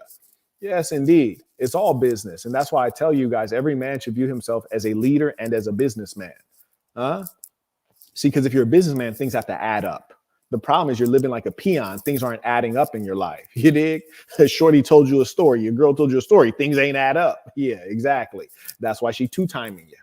Anyways, may I acknowledge Mitchell? He writes, you're doing that person a great favor by stopping the consultations. Once they're able to figure out how to sell to people on the internet is when you're able to make thousands a month, and I'm sure they will. Exactly. And here's the thing, man. If it was about just the money for me, I would keep everybody who was doing consultations. We'd keep doing consultations. Just a young man, for example, who came in by Apple Pay. I think I stopped his consultations as well. And a number of other people that I love. I stopped the consultation because I love you. I think you got enough knowledge. I think you need to take more action. You don't need to think, you need to do. You don't need my advice. You got all my advice. Go do something, get stuck at a high level, and then come back to figure out how to get to the next level. Go get stuck, but you need to go move on your own. And that's the important thing with men, is that we have to be able to move on our own. And every now and then we get reminded that we're on our own, but we often forget in the context of this high-tech world, which is to say that, you know, most of the time you can always reach out to someone using your cell phone, especially if you're an influencer. There's always someone messaging you or wanting to talk to you. And so you think that you're not alone when you are alone. You are alone. And here's a funny thing, like 9 out of 9, nobody really cares. You, especially if you're an influencer or a celebrity, people are like, oh, I love you. And I always have to remind them, like, that's not love. You don't know what love is. You don't love me. How could you love me? We never even met. And in many cases, they'll say on the comments, while they're disrespecting me or trying to go against my word, they'll say, oh, I love you, Marquett, but you said this and this about so-and-so, or but you did this. Like, no, that's not love. That's not love. You don't know what love is. You see, love and family. If Mitchell, for example, if Mitchell says something I don't agree with, I'm not going to reply on a public comment and say, I love you, Mitchell, but no. I'm going to click like on the video. I'm going to say a positive comment, or I'm going to say no comment. And then I'm going to tap in with him one-on-one, man-to-man. And if I can say something that would benefit him, I'll share it. Not for my own narcissistic pleasure of hearing myself talk or venting or expressing my own intention or goal, but to benefit him. Like, hey, Mitchell, man, I saw you did this or you said this, and I think it's going to hurt what you're trying to achieve. Here's my thoughts. Well, what do you think of that? And we're going to go back and forth as men. I'm not going to go against anyone I love in the public sphere. I won't contradict them. I won't criticize them in the public sphere. I will not do that. That's being civilized. And that's why a lot of you dirty, goofy, demonic degenerates, all the D words, you dig? All of you animals, you'll say, oh, well, your friend does this, or your associate or your business partner does this. Why don't you call them out? Well, I don't call them out because why would I drag them through the dirt, you moron? You yourself said that they did this, this, and this. That's wrong. You can see it, fool. I don't need to reemphasize their bad characteristics. I don't need to highlight their failings, you imbecile. You can see it.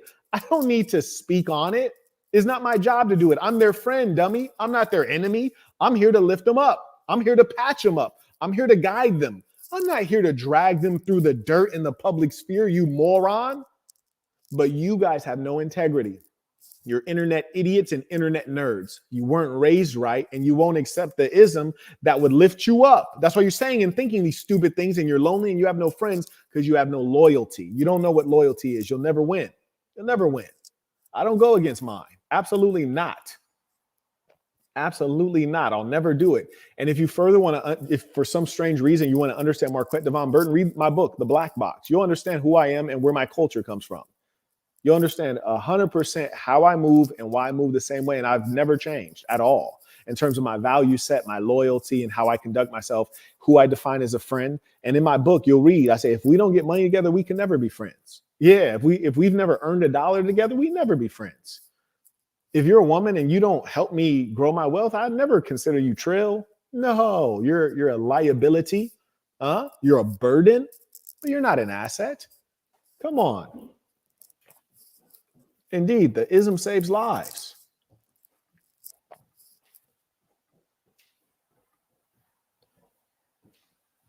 Acknowledge Patrick, he writes, PCU Commander Brian Tracy in a couple of his books said that humans aren't 90% emotional and 10% logical. He stated humans are 100% emotional. What do you think of this? I think it's accurate. And Brian Tracy is one of those old-time self-improvement guys that gave a lot of great information. I think he's correct. And even when you find people who are intelligent and well-educated, they often use their intellect to justify their emotions. So, for example, you'll often, I had a buddy named David. We went to university together. He did electrical engineering and computer science at Berkeley. Very intelligent guy, also accomplished, extraordinarily liberal. And so he'll have feelings about things. And so he'll say something like, Muammar Gaddafi was a monster. He killed his own people before having research, right? So he'll make this statement based on his feelings. And then he'll go and find the data and find the studies to justify and support this false or errant concept. So this is correct. Human beings are mostly operating from emotions. It's 100% true. And this should impact how you engage them. That's why in my course on communication, the Master Communicator course, we talk about these things. And in fact, there's another lesson I'm going to add to that course, because there are two types of personalities, and you can assess them in the way people communicate. There's certain verbal cues. There are people who typically will see what is there, and then there are people who will see what is not there, which is to say they'll comment to the affirmative or to the negative. And based on being able to assess what kind of personality someone is, it teaches you how to persuade them. Not all persons are persuaded by the same things. Some people are persuaded by data. Some people are persuaded by humor and your likability. And so I'm going to do that. So if any of you have the Master Communicator course, just remind me, I want to do that lesson. I will add that in. That's, of course, free of charge. All of my courses that you have a lifetime membership, and I continue to add value. And if you don't have the Master Communicator course, use a food. Use a food. Carrying on.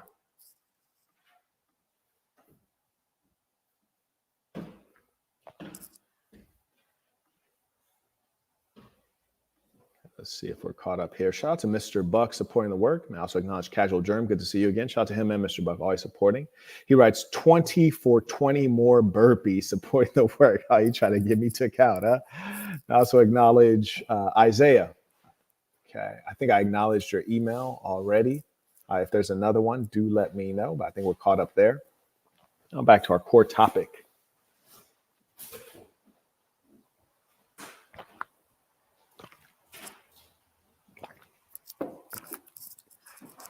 So let me give you this piece of advice that cuts through all of those three categories of approach, dating, and family. Never, or let's say it like this, do not speak as or accommodate a woman beyond what you're willing to do for the duration of your lives together. So do not speak in a way with her when you first meet her that you don't plan on speaking with her 30 years down the line. Don't give her an accommodation or a consideration when you first meet her that you don't plan on giving her 30 years down the line. This is not to favor her or make her feel like, oh, this guy's honest and has integrity.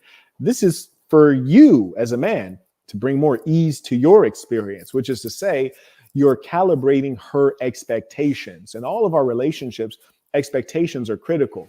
If you are a guy, when you first meet her, every day you're sending her a good morning text and a good night text, well, you've established an expectation through your behavior. As a result, if you become busy, you're in a season of life that you might call hustle mania, and she's not receiving the good morning and good night text, then you've now violated expectations and thereby created a problem for yourself. And it was of your own making. You might get mad at her for complaining, and Lord knows they like to complain. But the truth is you gave her an expectation that you didn't deliver on.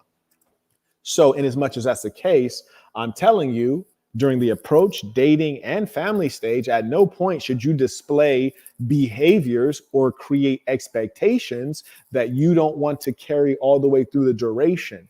And if you do perhaps do something atypical, you should be clear in communicating and say, hey, that was a one-time thing, or like, this is not everyday stuff, or this is special. Don't expect this.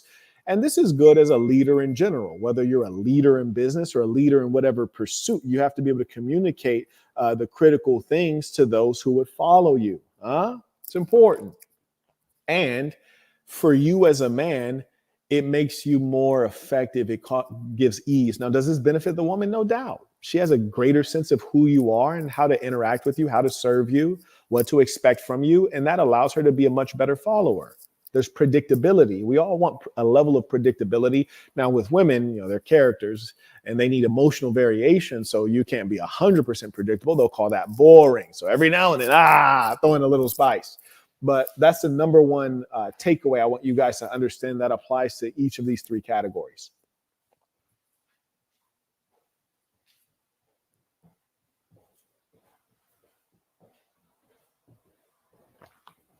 I mentioned before, and I want to highlight again, and mind you, sending your comments, questions, tuition now as we're winding down. But I want to re-emphasize and put in different language a point that I mentioned earlier. Prioritize your glory, prioritize your money, your career pursuits, what have you. And remember, this goes back to our 3-sentence Bible. Number 1, be yourself. Number 2, be good to yourself. Number 3, be good to good people. Be yourself.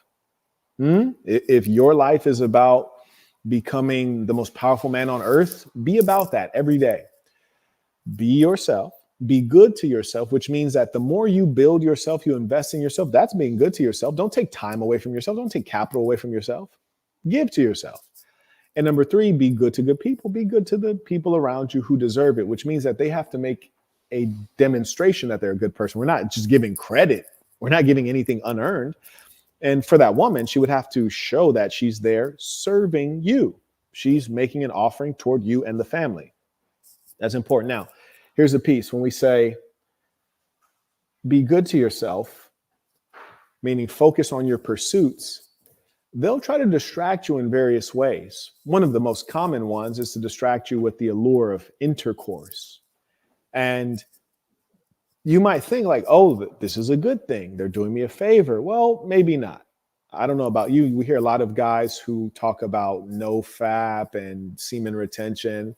Much of it is misguided and oversimplified, but I can assure you, if you're having too much intercourse, and generally, it's different based on your body.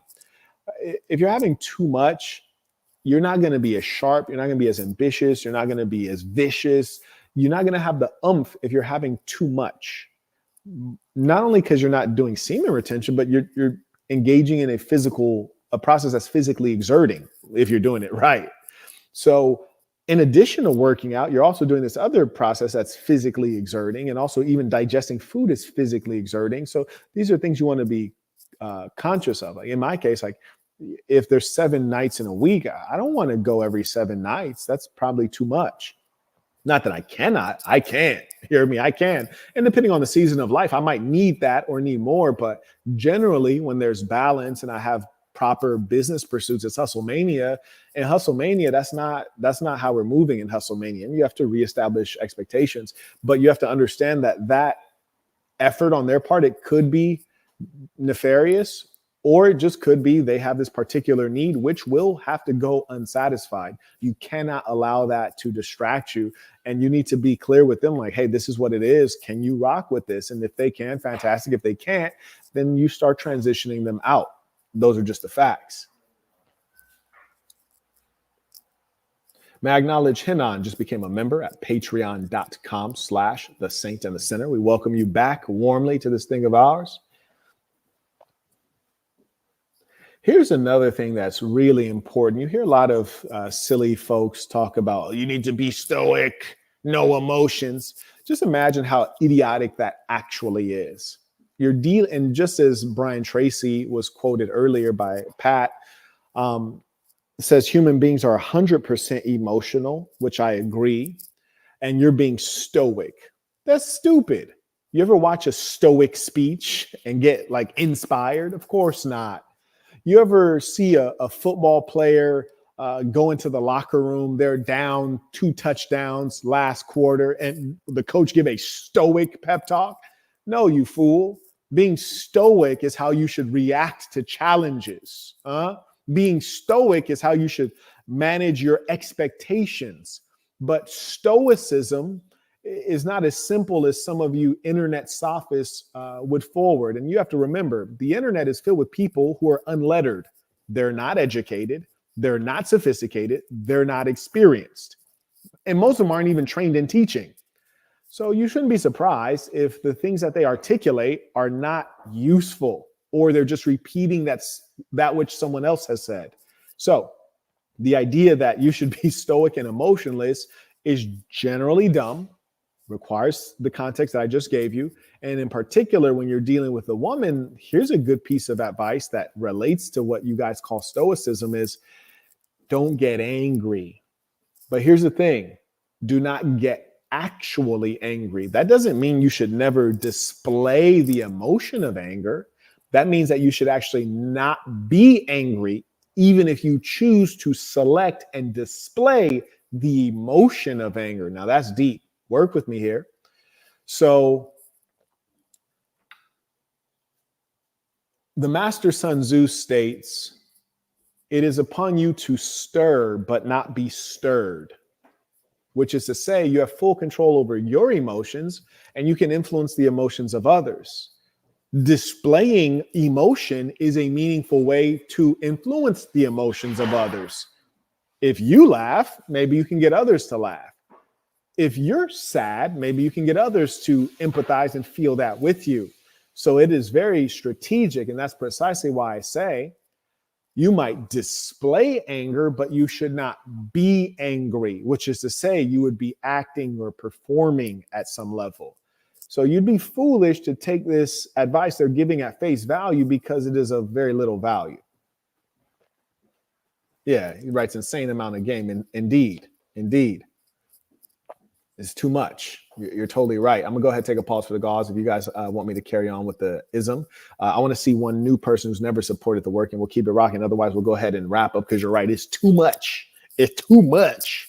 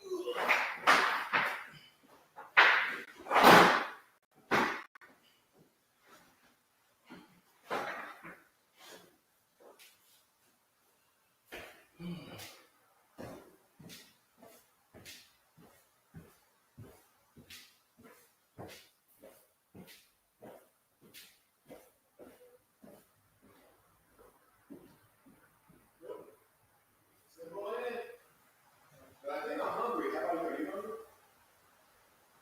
Oh, you eat it.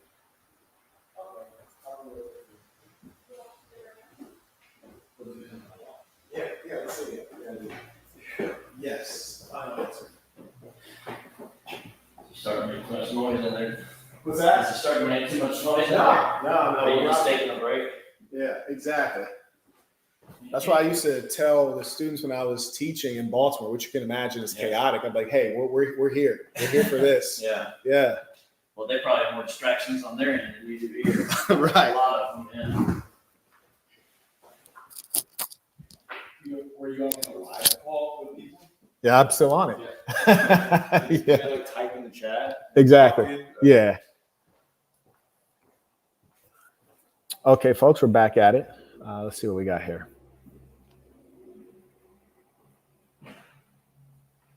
May I acknowledge Mr. Thompson supporting the work. Mr. Thompson's always supporting. Patrick came back. He's always supporting as well. He writes, peace to you, Chief. What does it say about my personality when I have to use a comparison basis to excel past others? Appreciate it, Chief. Also, is there a way I can start Apple paying you? Now, I don't want to be Apple paid by anyone, to be honest with you. That's why I don't offer that as a option. And also, when you use PayPal, try to use the friends family method if you'd be kind enough. But moreover, one, you're probably a young man. I don't know precisely what your age is, but I trust you're quite young. And when you're young, a comparison basis is mostly what you're going to deal with because you've not yet solidified who you are as an individual. You're still borrowing from others, and that's okay. It's a part of the process of human learning. In the early stages of learning, we imitate others. And that's why the greatest artists and the greatest thinkers are those that are individuals. There's nothing like them.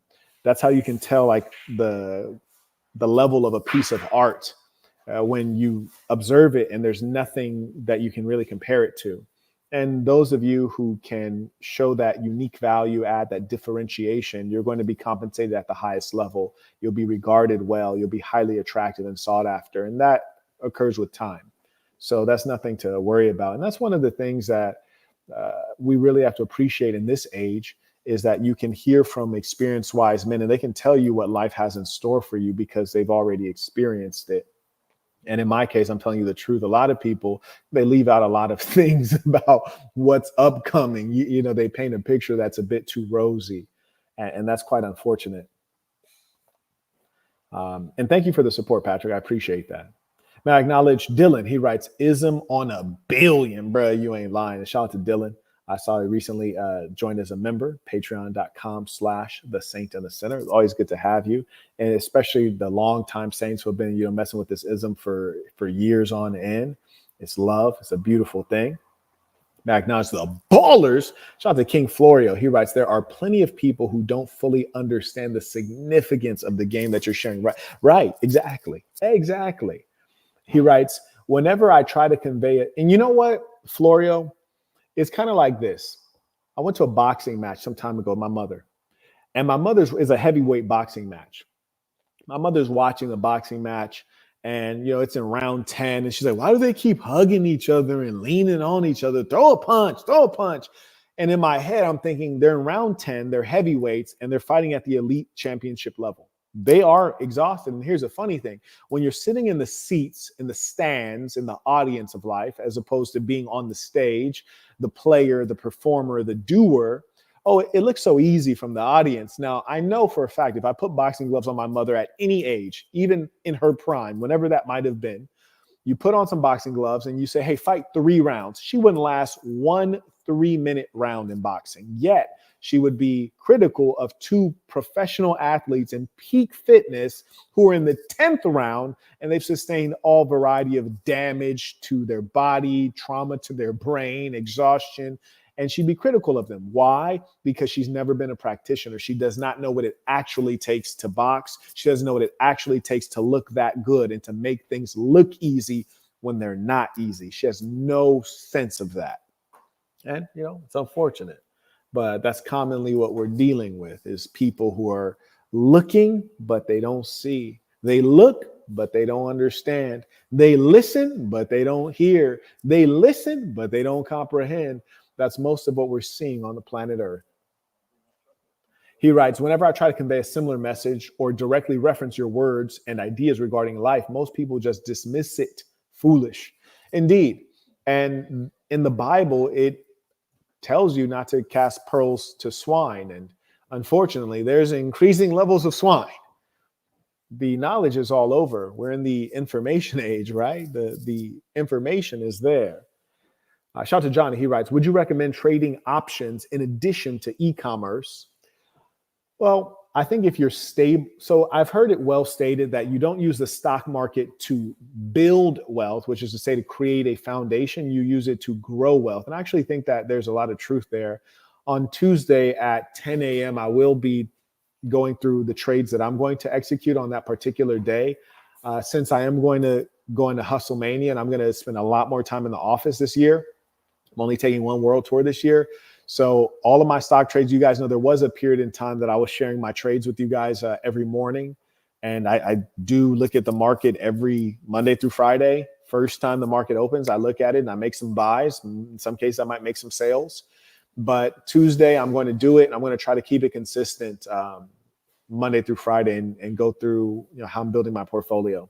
But anyways, to answer your specific question, I think you'd be wise, whether it's e-commerce or whatever product-based business, that you create a foundation of wealth. You create a money machine so that you have stable income and cash flow. And then you use the stock market and paper assets to grow your wealth, not to create it, but to grow it. He writes, "I built my financial base and I want to grow my money." There you go. See, he's right on point.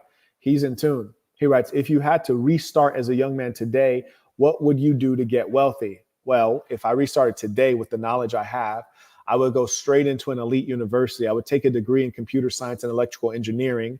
I would hyper focus on cybersecurity. And obviously there'll be some level of artificial intelligence involved in that. I would come out of an elite university, which is really a social club. And then I would work a year or two for a major corporation or for a clandestine services agency anywhere in the world, primarily probably an English-speaking country or an Arabic-speaking country, or for Israel. Or maybe I'd even consider India, but you probably wouldn't thrive there due to various factors, language, race, etc. And then I would start my own firm, a private firm that would serve large corporations and governments around the world. That's what I would do. Thank you for asking. Looks like we're all caught up there.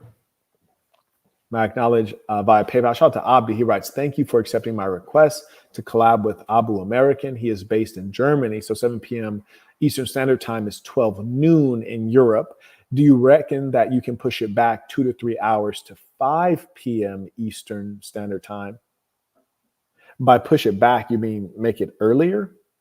So yes, if you're saying 5 p.m. Eastern Standard Time, which means make it earlier in my day, yes, I can do that. He says, otherwise, he said he can do 7 p.m. EST. So just confirm with me that you're saying on the same day, he would like to do 5 p.m. Eastern Standard Time, also known as New York time.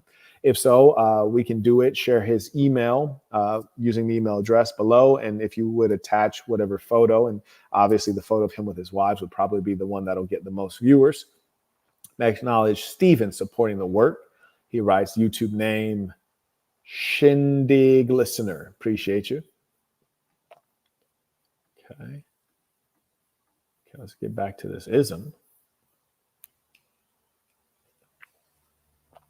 Now, there's a couple ways that you need to understand the 3 stages of your engagement with a woman. And the reason we have the approach, the dating, and the family stages broadly is so that you can understand how you relate to her, the level of influence and dominance you have with regards to that woman, because obviously it evolves as you go through different stages. It should never be at 0, though. If it's ever at 0, you're down bad.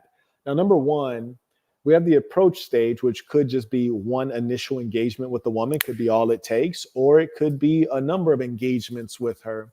And the approach is defined by the idea that she has not decided to spend one-on-one time with you at, in a planned situation, a planned scenario. So you're still approaching, you're still getting her to go out with you or to go on a date or spend some alone time. Dating, I think we're fairly clear on what that is. It's actually comical because women have all these terms. They'll say we're talking, we're dating, we're seeing each other. This is all intentional. Thank you very much. This is all typically to confuse and typically to create a level of mystery so that they don't have to be viewed in many cases for what they are, which is a person who's dating or talking to multiple guys, someone who might not have the greatest of morality, someone who might be promiscuous. So they have a million terms. You'll notice also liberals tend to create words and create terms, and it's often to take us away from something called the truth. Okay? The truth. Yes, they're trying to escape that. So that's number 1. The reason we have these categories is so that you can understand essentially what you can do when you're at this stage. Now you understand the approach stage. Let's talk about the dating stage. And this one gets a bit muddy. And it's muddy because we have so much promiscuity in our era, wherein women will sleep with you when they first meet you, they'll sleep with you on the first night or the second night. That's what causes the muddiness. Think about how peculiar this is. A woman will sleep with you, but would refuse to cook you a meal. How funny is that, right? Like, you'll give me your body, but you wouldn't give me a home cooked meal. It seems more sensible that you'd be willing to cook me up a meal as opposed to part with, your body, your health, and potentially get pregnant. But that's a strange era that we're in. So let me break down the dating piece in the context of modernity and also in the context of that which is right and wrong and that which you should actually seek.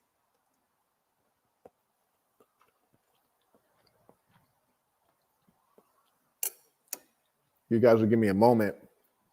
I got up and started hustling ASAP, so I didn't actually even have breakfast. I went straight into hustle mania. So shout out to Shorty. Like, these eggs are delicious and very well seasoned.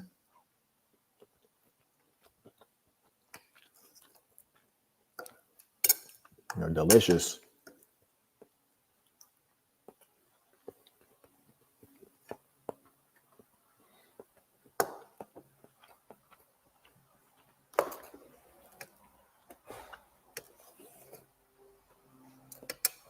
would be a wise time to send in your questions. And shout out to the folks who supported the work. That's why I'm going through the whole lesson. I got, notes here. I'm really going in. I like to think out things too. I don't just say, oh, I want to make a video because I want to, make some money, which is why you see all those YouTubers, they go live so often on a schedule and they talk about nonsense that doesn't benefit you at all. I observe the world and I think, I remember when I learned that, or people need to understand this. If men want to thrive, or if we want to reset the world back in the right way, this needs to be known.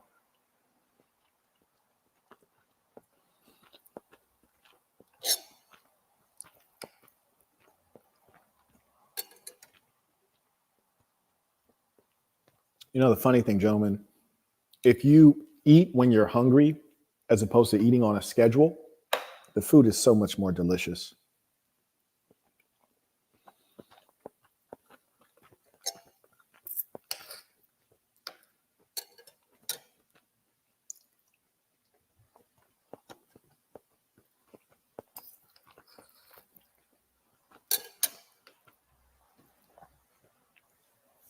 I don't know if you guys can actually hear me chewing. If you can, let me know. I'll mute it.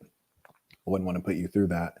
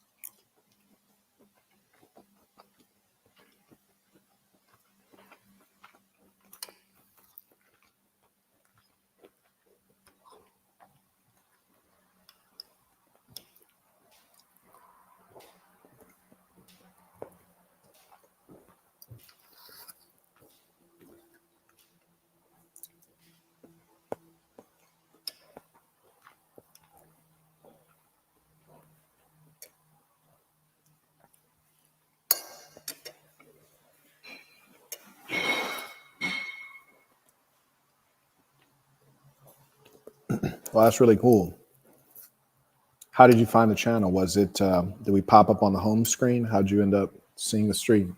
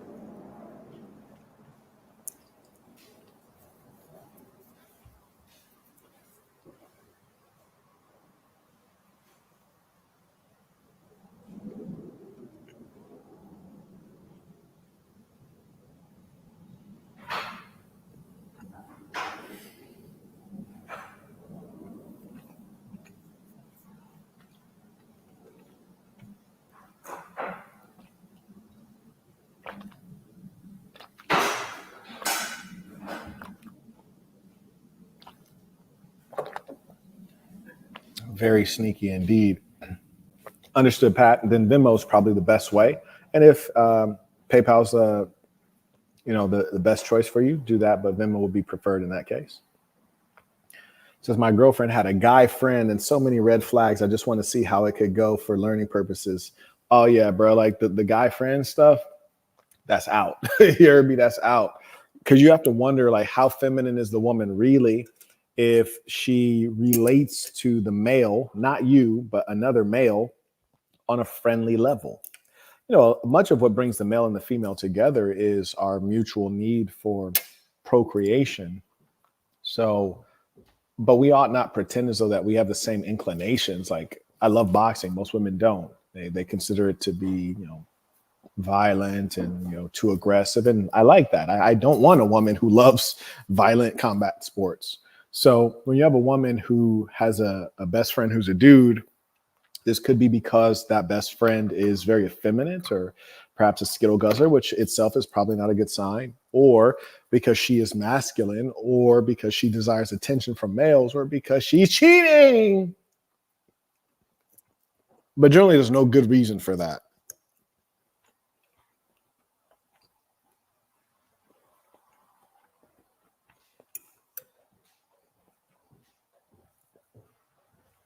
Oh man, it gets worse. bro, just adding on. They're friends with multiple exes. So yeah, she seems like the girl who probably has a huge body count. And she likes to be around guys. She likes male attention. These are all red flags. Wait, is there anything worse than red? If there is, it's that.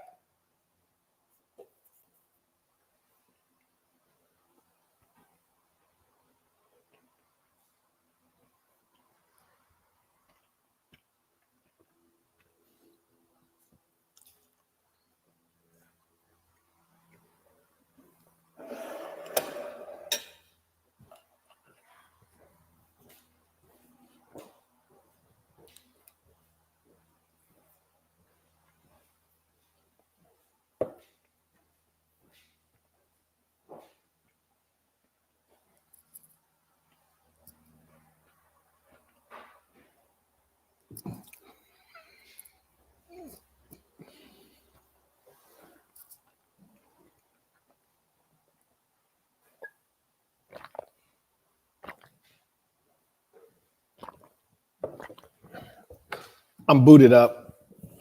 Less work. Listen, brethren, he said she cheated on me. That's crazy and filthy and disgusting. But he said she cheated on me, got another boyfriend.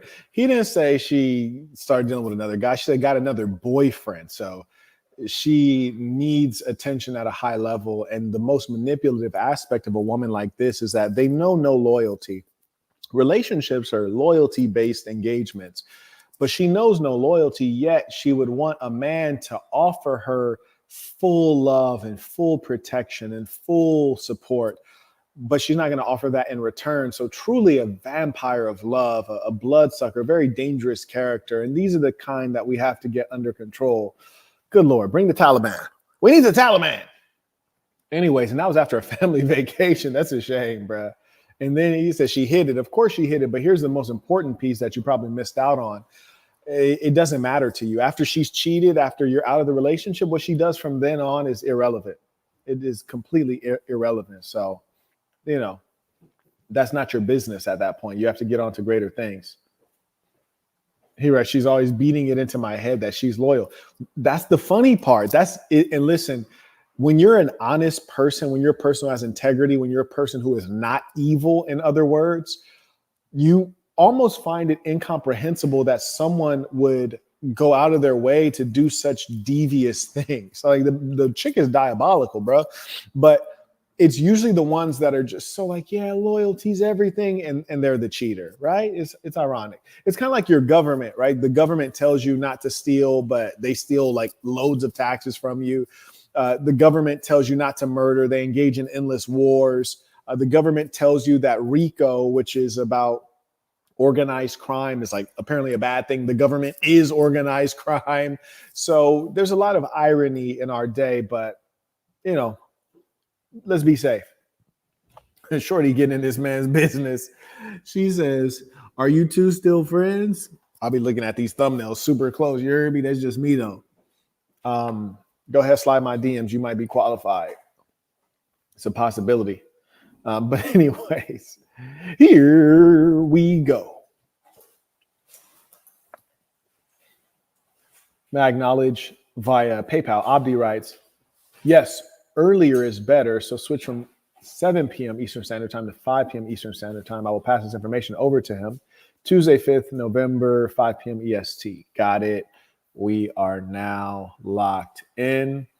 I'll go ahead and edit that time to 5 p.m. Once I get a reply from him by email with that photo, I'll go ahead and list that live session for November 5 p.m. EST, and then so shall it be. Thank you for organizing that. Patrick writes, I'm 20. I appreciate you being my portal to being a great man. Everyone in my family has underperformed, bruh. I can relate. Funny thing too is I was traveling through a couple states, and my mother said, "Oh yeah, we have cousins out there." And in my head, I'm like, "Listen, I haven't dealt with these people at any point in the last 20 years. Why would I deal with them now?" Number one.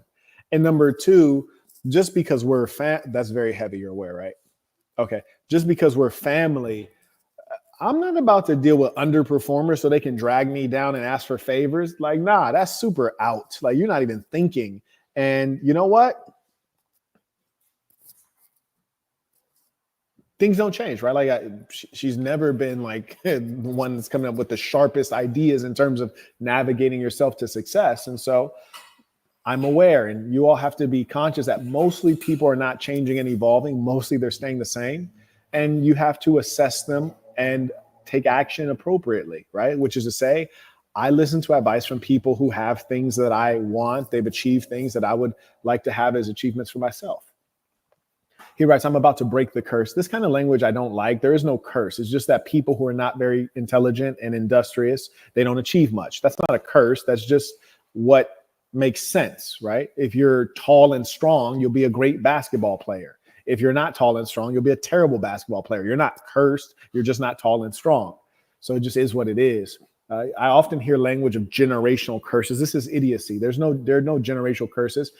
I also hear people say things like, "Oh, I want to create generational wealth." Well, I think generational knowledge is probably more important, because if you give a fool $1 million, they won't have the $1 million very long.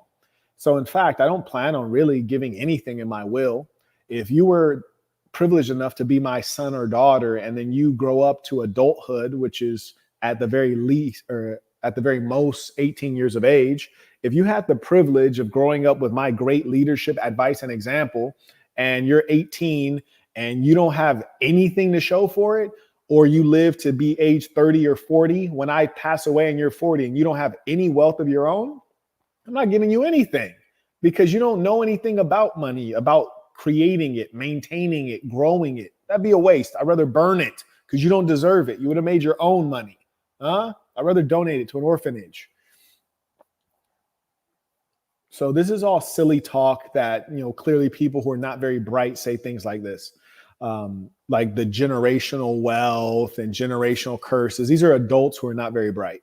I saw recently there was a post on Instagram where, now, and I'm not talking about the youngster, he's 20 years old, man. The things that I said between age 20 and 27, the things I thought, outrageous. But there is a Instagram post about some basketball player, female basketball player, which basically means like a chick trying to be a dude. But hey, I mean, shout out to them. They're trying to get their money. I can't hate that. But anyways, she said that she bought like certain number of acres in Georgia so that she could create generational wealth. Like, well, that does not quite get the job done. Land is generally valuable and probably will go up in value. Who knows how much? Probably not enough to create generational wealth, but what are you going to buy on there? But more importantly, you don't even have any kids. Like, what are you even talking about generational wealth? Like, let's go ahead and walk before we run. The kind of idiocy you hear from people is just extraordinary. You got people who have no kids. They have no real financial savvy. They've never even built a corporation, talking about generational wealth. Like, it's just ludicrous. And the fact that they don't realize it's ludicrous is insane.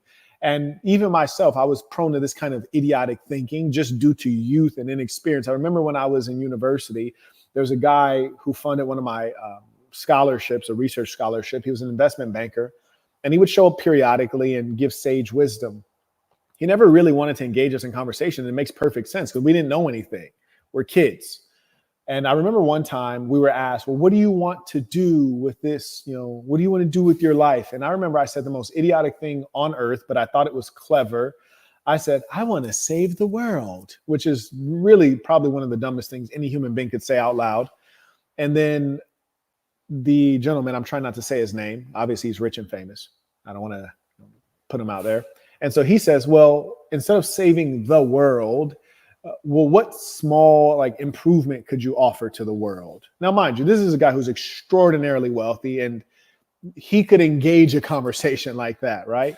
But even him, with all of his age and wisdom and wealth, He said, you're trying to think huge and you don't know anything, you've not done anything. He didn't say that, but that's the truth.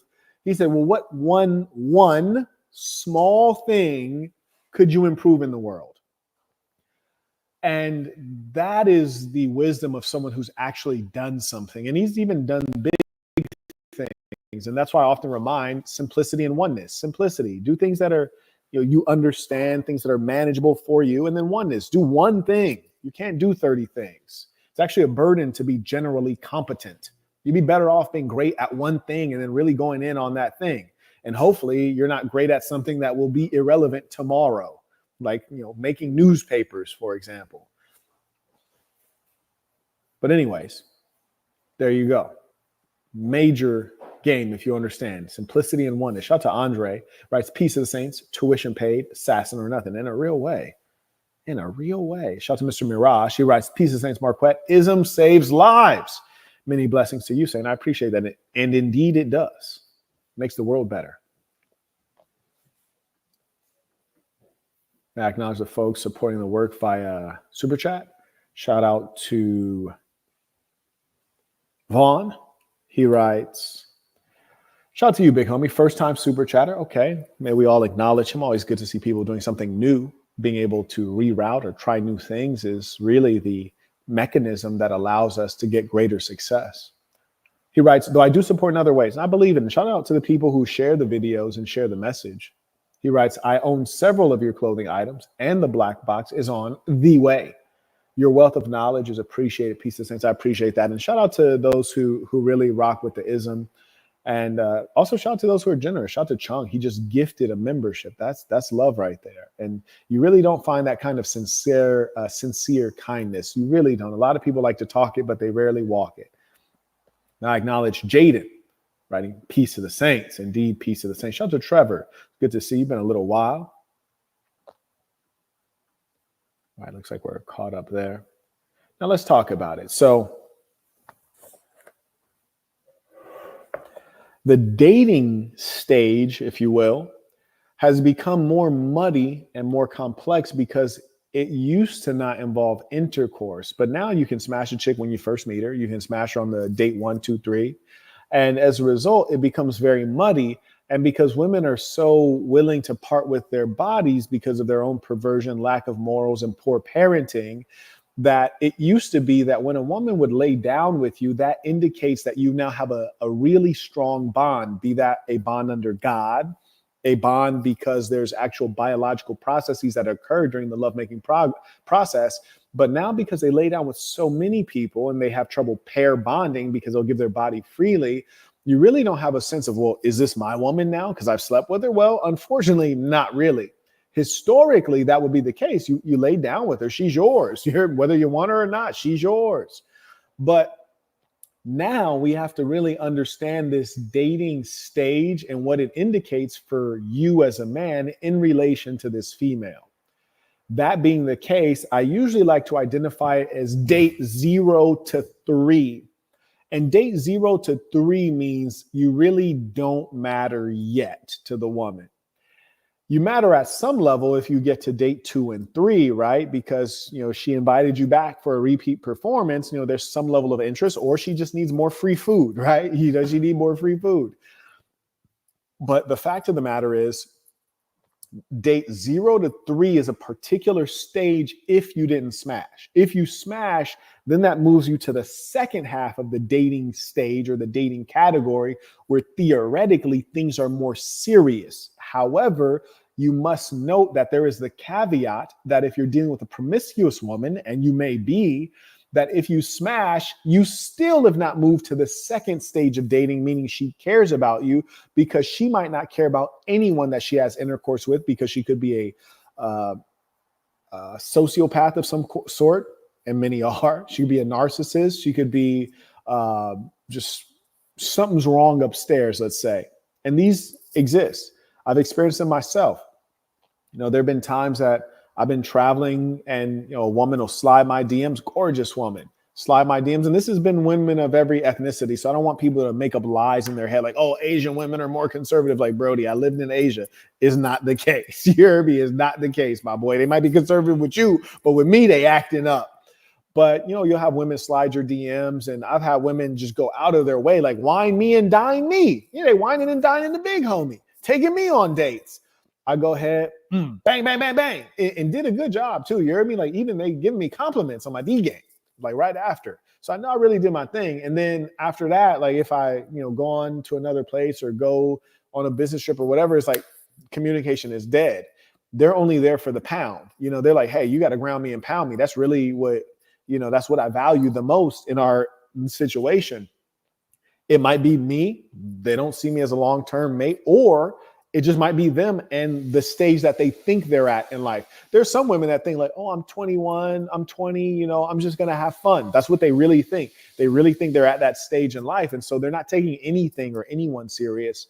But mostly, if a woman sees a guy that's a real catch to her, they're going to change their tune. But because their heart and soul has been torn out a long time ago because they slept with many men, many men, they still don't know how to properly connect.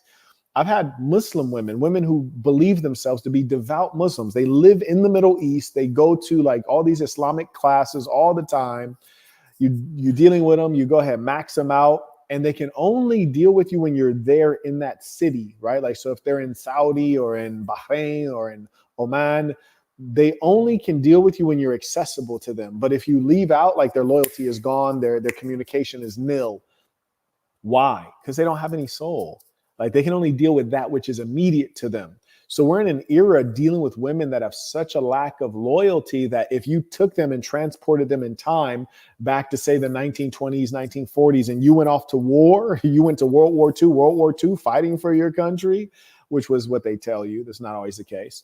And you're basically going to come back, your old lady going to be pregnant by another dude because these chicks have no loyalty.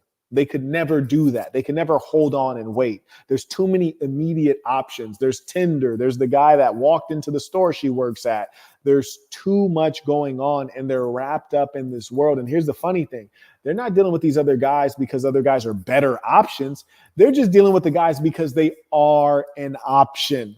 And the women hunger, just psychotically hunger for attention and companionship, however fake and false it may be, perhaps due to them having insufficient love in their childhood, not having good relations with their family, or what have you. Come on now. Let the church say amen. We're really getting after it today.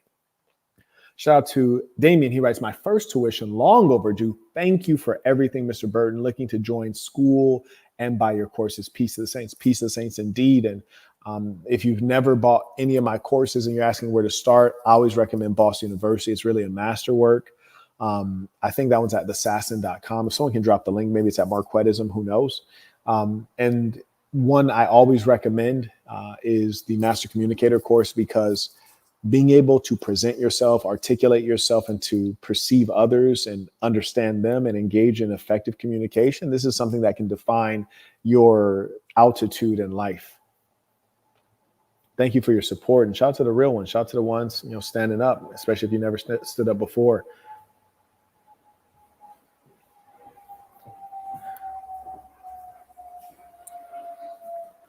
And remember, Saints, there's nothing wrong with correcting a misstep with a woman. We're human beings.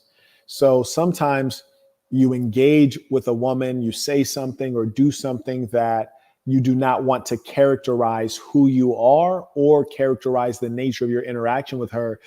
Correct that quickly. And also, if you observe her doing something that you know she's going to do again and you don't plan on getting rid of her after the smash, you must correct her. And you need to learn to have a grace when you correct or teach or establish rules or standards, because you don't want to embarrass anyone. You don't want them to feel as though you're taking an air of superiority. You want them to be able to receive what you're saying. And like, for example, with me, there's certain things that bother me because it's not clean, or because I was raised in a certain way, or I'm centered in a certain way culturally. Like, for example, one thing that I just find to be completely filthy is if you, A, wear shoes inside, and B, what makes it worse, you step on carpet or rugs with shoes, and then C, what's even more evil, you go into the bathroom with your shoes and you step on those rugs, and then D, if you were ever to step inside of a shower with your shoes on, it turns my stomach. It really does. So there's times I've seen women stepping on my rugs with their shoes, and I just have to politely say, oh, hey, do you mind not doing this and this? And you don't need to explain. Just tell them the outcome that you need. Don't step on the rug with your shoes, please. And, say it as light or as jovial as you can, but get your message across. Sometimes they might say why, and these are legitimate questions, especially if they were not raised in a certain way. And there's nothing wrong with explaining it. Now, here's the problem. When you have those women that question everything, and this is some people's actual personality, I find it to be completely unbearable. I hate these kinds of personalities. You may even be an intelligent person with this personality. You might be a dumb person with this personality, but I despise it. I think these personalities are exhausting, where they have to ask why this, why that, why. Like, listen, love, I don't have time to explain. I don't even have the interest to explain. At some level, you're just going to have to follow, obey, trust, and roll with me. You hear me? Sit back and ride. You don't need to comprehend everything. These are the personalities that generally are idlers. They want to know, like, why are we here on earth? Why does the universe exist? Like, explain gravity. Like, no, like, just chill. You hear me? And me, I could never be with a woman long-term who has no chill button. And increasingly, women don't have chill buttons. They're very neurotic. And neuroticism is actually inherently a female trait. They all have it, but there's levels to it. And do be aware, if you find a woman that does not seem emotionally engaged enough with you, then she's probably soulless and also maybe doesn't care about you, or she's had too much experience, or she's pretending. You often encounter this with women who are age 25 and older. They've had so much experience and they want a man and they've suffered a lot. And as a result, they're trying their best to behave as they think you would like. And in doing so, they withhold their emotions and their true feelings. And here's the thing, they'll come out at some point. And when they come out, it'll be unpleasant and it'll be exaggerated. And you and her will suffer. And once they come out, it's a floodgate. She'll never go back to how she was before. So a lot of these chicks that are 25 and older, they're no bueno. They're no bueno. Stay away from them. I kid you not. And women, human beings in general, are delusional, but women are a special kind of deluded, a special kind, in as much as they think they deserve the world when many of them deserve nothing. They'll say things like, for example, in my case, I'll tell a woman, like, hey, if I message you, you need to respond quickly. And it's not for my benefit. It's because when I'm messaging you, I have time.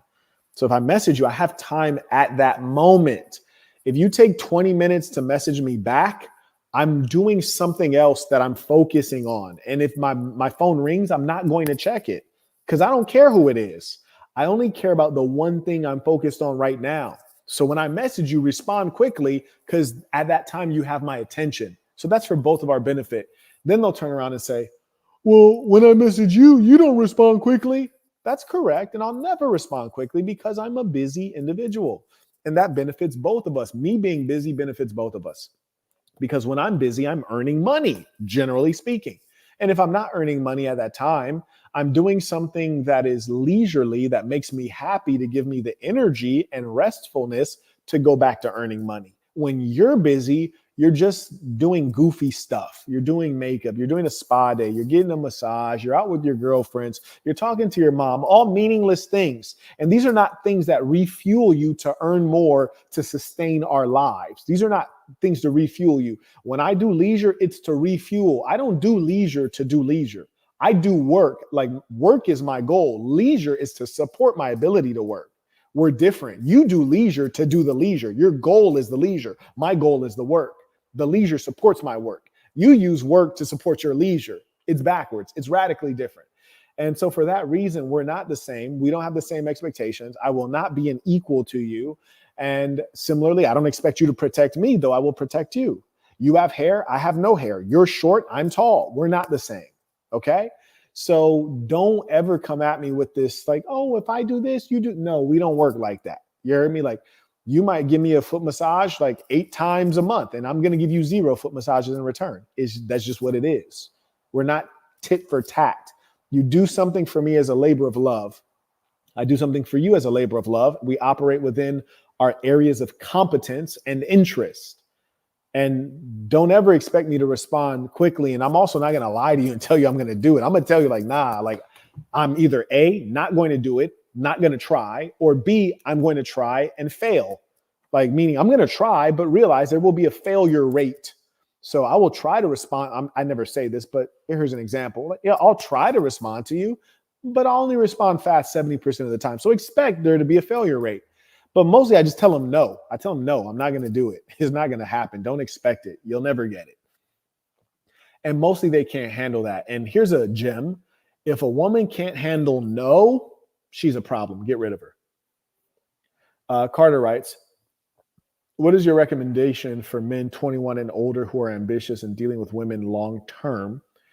I've had a main on program and sides, but I'm looking to move more to either 2 mains or 3 to 5 side pieces with no main setup. Thoughts? You always want to have that main. 2 mains is better than 1 main, but you always want to have that main because the main is the one that actually understands you better. And we all want to be understood. We all want to be able to not have to explain. We all want someone who can look at us and interpret our expressions and guess what we want to eat or understand why we're not talking. So your main is the one that understands you, a little more smart than the other ones, a little more competent, and she is able to better comprehend you and thereby support you and keep you balanced emotionally. Not that she is your leader or your therapist. She's not keeping you balanced, but her presence keeps things even. For example, if I don't have a woman in my home, who knows when I'm going to bed? Who knows? Yeah, I might work till 5 a.m., knock out and wake up 3 hours later and keep working and not eat. Like there's a level of balance that they bring by their mere existence. So you want to have a main. Side pieces are imbeciles. So if you're talking about having 3 to 5 side girls and no main girl, that's not good. Side girls are garbage. Like, we only deal with side girls because we have to. Like, nobody really wants to deal with a bunch of side girls. Like, that's hell on earth. They're imbeciles, right? That's why they're on the side. They don't have any morals. They don't have significant value add. Come on, man. That's a young boy question for real, though. But here's another thing that you have to understand is that your requirements, your interests, your needs will evolve as you age. So as a young boy, yeah, a couple side pieces might make more sense. Less than 1 main piece or less than 2 main pieces might make more sense for your stage of development. But for me, my tolerance is much lower. And also my options are much higher. Like a younger, stronger Marquett would not, or you know what I mean? Like a physical prime 24-year-old Marquett does not have as many options as Marquett today. No way in hell. And here's the funny thing. The options that I have in my current position are all the options I had at 24 plus more. You see what I'm saying? I didn't lose any options.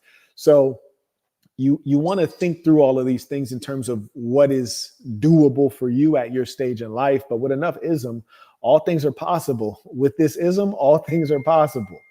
Yes, sir.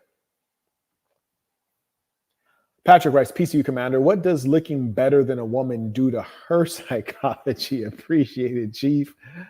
It depends on if they can acknowledge that. Some women know that. I definitely had this one chick named Kelly. She's very thin, extraordinary figure, really shaped like what you would want a fashion model to be shaped like. Just, whoo, she was a real piece. But she was convinced that I was better looking than her. You feel me? And I ain't going to argue with you, baby. I'm not going to argue. And it's definitely going to give you the advantage. And you always want the advantage in all things. But there's a difference between dealing with a woman who can acknowledge reality if for some reason you're the better looking of the two. And then there's the other woman that feels low self-esteem and inferiority. And generally, negative feelings are not good. Negative feelings don't bloom into good things, right? The seed of negativity does not give the bloom of positivity. And so you want to be conscious of that and try your best to surround yourself in goodness, positivity, opportunity, beauty, truth. Those are the things that I see. And, I have no qualms about being real about that. I'll tell people off rip, like, look, I don't want to be around broke people and ugly people. And I really mean that. And when I was looking at places to live, I was like, I don't want to live in a neighborhood that looks middle class. Like, that doesn't feel good. Like, I don't want to be a part of that. So, there's nothing wrong with keeping it a bean. And here's another thing I want to add for you guys is that the truth needs to be rationed out. In the book of Dark Truths, I talk about this, and there's an infographic that kind of indicates how you should ration out the truth. I think it's in the Boss University as well, so it's in both of those. But the most important person to give the truth to is yourself. Like, often people lie to themselves, and that's an extraordinarily dangerous thing. It will stop your growth and productivity. You have to tell the truth to yourself. Andre comes in via Venmo. He writes, how can one increase masculine drive to pursue what you desire in life? Sometimes you have to say to yourself, I'm not serious. And that's okay. Not everyone wants to be a millionaire or a billionaire. Not everyone wants to be a fine athlete. You have to ask yourself, well, what really has meaning to me? What do I want? And then what are the means of getting there? He writes, I have a strong drive for money and my hobbies, but I truly lack in romantic relationships. How can I have equal balance? Well, you don't need equal balance. That's number one. You don't need equal balance. If you're not interested in women or you're not interested in having them constantly around or having a lot of them, so be it. That's fine. If you want female companionship and you don't have it, well, then you need to allocate more time, energy, and strategy to that area of life. So we should never try to model our lives off of other people if those other persons don't reflect our goals and our nature, right? Like when guys tell me, hey, Marquett, I think that, we should be monogamous and we should get legally married and we should do this and that. I don't argue with them. I say, okay, fantastic. Go do that. I don't argue with them, and I don't model my life on their life either, because I don't think that's what they identified as wise. But hey, it's good for them. Shout out to Hills in supporting the work. Been a little while. Good to see you.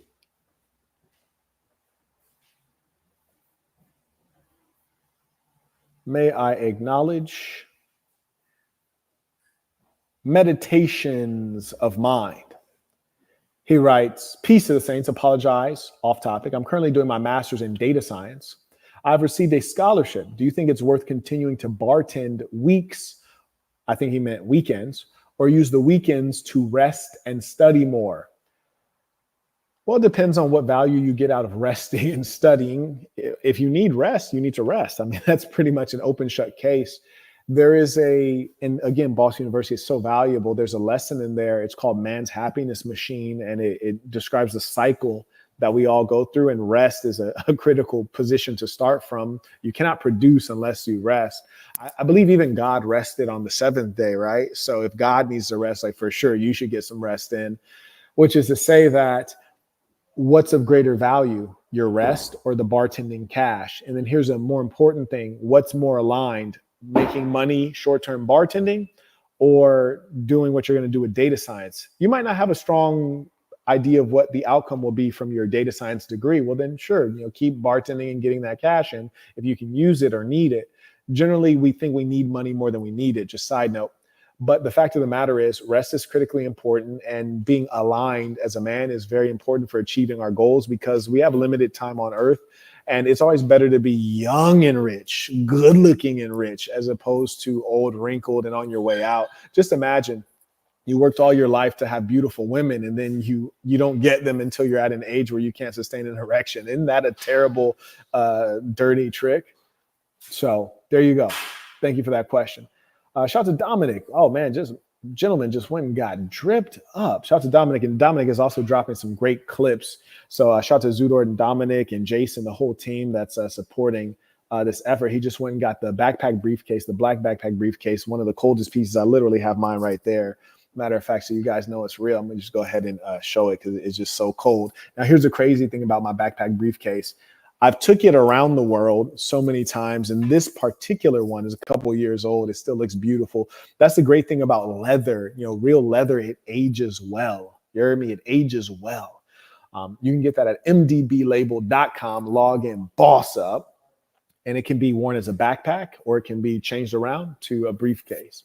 He also got the velvet MDB label hat. That one is actually produced by one of you, so that money goes directly to someone just like you.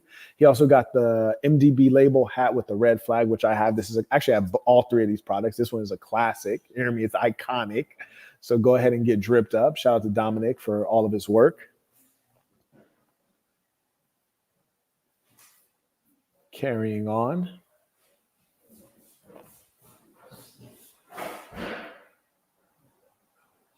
And this is Hustle Mania, ladies and saints. I want all of you to be more this next 13 months than you've ever been. More ambitious, more productive, more generous, everything. Just let's 10x everything that we're doing. It's really time. It's really time. Let's get after it. See, we're caught up there and there. Okay, back at it. So one of the important things to establish in your relations with the woman is your shared values, like to be clear on your shared values. And then effectively, you're also going to be clear on the values that you don't share. And if you're the leader in the relationship as the man, and you should be, there needs to be the understanding that, well, there'll be things that you do your way, love, and there'll be things that we're going to do my way because we might not share this value, but I'm the leader. And so we're going to have to do this my way. And it is what it is. If she can't accept that at some level she's coming in under you, then you're going to have a problematic experience. In the West, when the woman gets married, she takes on the last name of the husband. She's under him. Historically, in the United States, you would even call a woman by her husband's full name. Oh, she's Mrs. Marquett Devon Burton, which is to say that the man is the leader and she's coming in representing him. If your lady is not willing to ever yield or defer, then she herself wants to wear the pants and be the leader, and you will be forever engaged in competition. She'll never want to move forward the interest of the family, you as a unit, but rather she'll want to carve out things for herself and be what we call today an independent woman, which means a devil in the flesh. I highly recommend against it. And the earlier you can find these things out, the wiser you will be. And then you'll have to recategorize her, certainly categorize her outside of a woman that you could build a family with. The woman that is suitable for family is a very particular type of woman. And I want to encourage you all not to be afraid of creating family. Family is a good thing. Do be afraid of going into bad legal contracts. Marriage is one such contract in the West and in India as well. Shout out to South Africa. They have very favorable laws there. I forget what the percentage was, but I think their child support is just like a very low. If someone's from South Africa in the chat, let us know what people have to pay in child support. It made me chuckle when I heard it. It seemed like I was like, I need to make babies in South Africa. So number one, you want to make sure that you establish your shared values and effectively the values that are not shared. Make it clear on which things she's going to need to come your way. And also you have to establish your rules and your standards, the things that you expect. And she's going to also have rules and standards that will lift you up. Don't be afraid of being a listener. Women, good women are very clean and they might bless you with some great standards and cleanliness. A good woman is a healer. She'll probably bless you with some good health practices and tips and good foods. She does the grocery shopping and preparing of meals, and she'll elevate you in that way. As I said on a previous reel that I put out, if your woman's not showing up with tinctures and she doesn't know how to go break off some aloe vera off of a plant and rub you down in that, like she's not of good value. There's a certain number of questions that a woman should be able to answer. How do I get this stain out of this garment? If she doesn't know the answer, you might want to go ahead and, kick her to the curb. You might be saying, Marquett, pish posh. That's not right. No, actually it is right. Because at the end of the day, I'm not about to ask my woman, how do I take my company public? I'm not going to ask her, how do I put out an initial coin offering? I don't expect her to know any of these things. And I don't need her to know these things because that would be duplicating capacity. I need her to know the things I don't know. And I don't know how to get a stain out of this garment. I don't know, what to eat for this particular, health thing, or I don't know how to, create this natural home remedy. So those are the things that she needs to be well-versed in. And if you have a woman that's not well-versed in any of the above, then you have a woman that is effectively useless. You have a guard dog that can't guard. You have an air balloon that can't float. You have an airplane that doesn't fly. you have someone who is a total waste. And increasingly, many of them are. That's okay, though. I'm going to publish Femininity School sometime soon, and we're going to get them back on track. They must be taught, because all that we are as human beings is that which we are taught. To be a qualified woman, often that means that their mother was qualified. Their mother knew something and imparted that knowledge unto them. So typically you find a woman who's incompetent, their mom's probably incompetent, unruly, disrespectful, single, and unpleasant to be around. You're aware that's our ladder? Okay, cool. You're good. You're sharp then. You're sharp. What would a guy like me be doing with a ladder anyways, right? I don't have anything that nice. Mine's all beat up. Yeah, that's because you've been using it. That's why mine's brand new, right? Yeah, exactly. But anyways, let's work. Dominic then went back and I'm actually about to cop this one too. So we have a hockey jersey, and this one is actually used. We use recycled materials. So this is, we're on our hippie vibe right here with our hockey jersey. We do use quality recycled materials on this one. So it actually helps the planet Earth, which frankly, I'm not huge into that. My old lady is huge into save the earth, save the planet. We have to recycle. We have to donate. It's great. Those are beautiful things about women. Frankly, I feel like as long as the developed nations are exploding the earth with various chemicals and explosives, like I don't know that me using recycled materials in my business is going to necessarily make the world any better. But that's just me, though. Anyways, he just went to sasnbrand.com. He got the recycled hockey jersey. I'm actually going to cop that one, too. But if you get it before me, definitely tag me. I want to see what that one looks like. It's one of the few pieces I haven't gotten personally. Shout out to him. That's the one right there. Shout out to Pat. Pat is quick on the draw. Ash writes, my man says I'm obsessed with health alternatives. And that's correct. Women really are about that. And a part of it, and truth be told, is that their systems, their biological systems are more sensitive. They are the weaker gender. And, they tend to cleanliness. They tend to health. It's important. And they game us up. They learn a lot and they can bless us with that. Now, these ragged women who are just out there in the streets, they're these dirty rascals. You got to stay away from them. You got to. Some of them have no decency and no decorum.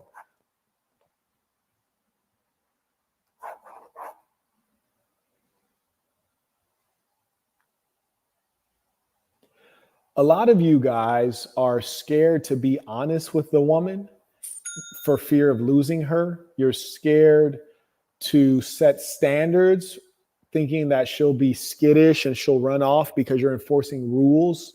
But that's actually not the case. The truth is, just like children, human beings, male, female, and children all seek out structure. They all appreciate good leadership. That's why the United States and every other government has a leader, be it a prime minister or a president. That's why all teams have a structure, team captain, point guard, center. Everyone has a role. And this is since time immemorial. We've known that this is how things become efficient. And this is how human beings like to operate. Confucius speaks of the 4 basic relationships, which are hierarchical, and they should all be honored, which is to say king and subject, husband and wife, older sibling and younger sibling, boss, employee, whatever the case may be. Respect your position. Those positions need to be established, clarified, and also if you're in the higher position, you need to honor that. I remember when I was a young boy, they talk about, respect your elders. Well, what if my elders are degenerate, drug addict imbeciles? Well, should I still respect them? In reality, no, but fools will tell you yes. So that's why I always admonish all of you guys that if you are in a higher position in a hierarchy, whether you're the man or you're a boss, you're an employer, whatever the case is, you need to honor the fact that you're in that position. You need to perform at a high level. You need to show people why you're the man in power, okay? Not because people gave you a title, but because you really inhabit the skill set and the value add. Come on now. May I also acknowledge Damien, who just went to mdblabel.com, just copped the black backpack briefcase. And this is adult drip. This is conversation starting drip. You dig? Like if you're a grown man, meaning 18 years or older, and you wear JanSport backpacks, like, bro, that's out. Listen to me, man. Wouldn't be caught dead on a flight with like a regular backpack. You hear me? Like, I'll pull out the straps on this one and turn this briefcase to a backpack. And, it's leather is looking good with my fit because I'm an adult.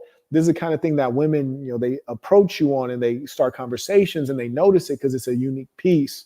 Everything you do should be remarkable, meaning people have to speak up on it. They have to make a remark. Don't do anything regular. It's just not worth your time. You heard me? It's being regular. Why do that? Please stop. People out here wearing JanSport backpacks. Knock it off. I'm appalled. Anyways, but you guys stray away from setting standards with the woman, giving your rules, asking her to behave correctly. Now, here's the funny thing. You think she's going to leave. She's not going to leave because of that. She's going to leave because she doesn't really like you or she doesn't really mess with you. And that's really a good thing to get her out of the way if she's not really down for you, down for your cause. And you would have seen this on a number of social media websites last night. I posted like, don't call me a king if you're not going to treat me like a king. Women are often throw this around. I'm a queen. You're my king. No. Don't call me a king unless you're going to treat me like a king. And you should view me as a king. I'm the guy you chose to be with. And if you view yourself as a queen, surely you want a king. But remember this, queen, just like the subjects, are subject to the king. The king rules over. The king is above. Here's the queen, here's the king. And that doesn't mean that you're nothing. That doesn't mean you're not valuable, but that just means that the king is the king. Treat the king as the king. Regard him as the king. Often women and people are paying lip service, but there's no substance. They don't really mean it. They don't really respect you at that level. And you want to be around people who can actually see you and respect you according to the true value you have and the value that you can add. So don't call me a king unless you're going to treat me like a king. And gentlemen, you should all be worthy of that treatment. You should have the merits. Now, we all know that kings are selected by divine right, but I think you understand the metaphor here.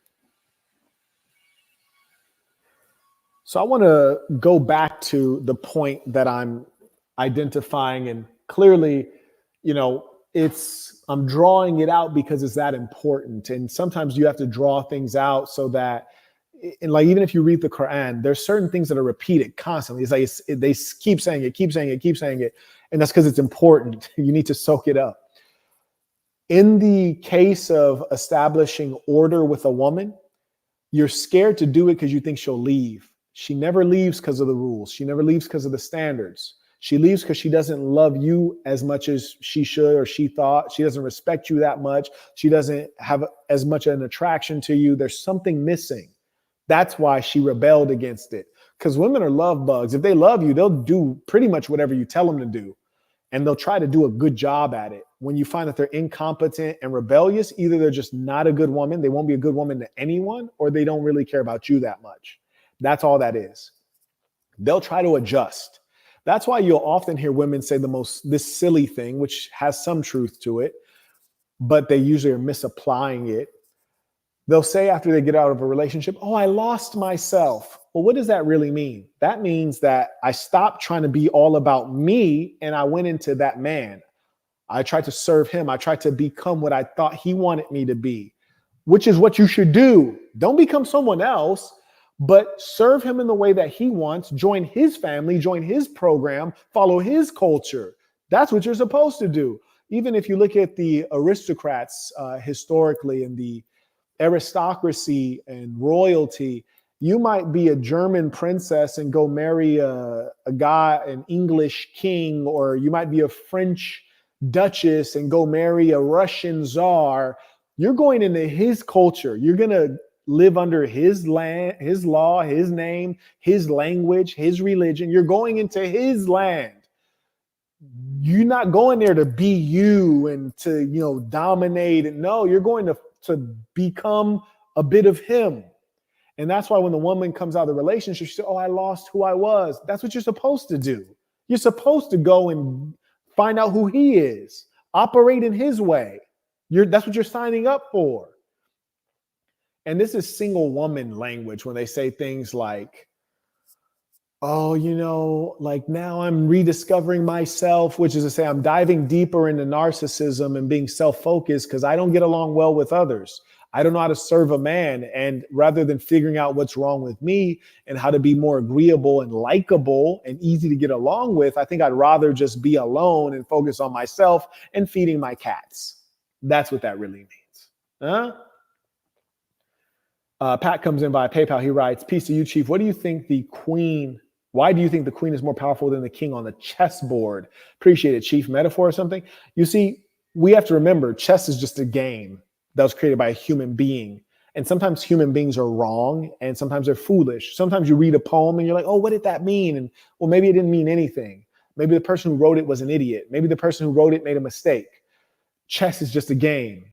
Why is the queen more powerful? Is she more powerful? When do you lose the game? You lose the game when you lose the king, right? So is the queen more powerful or is the king more important? Maybe the king doesn't have to, like the queen can make these long jumps and these long moves and move in all these directions.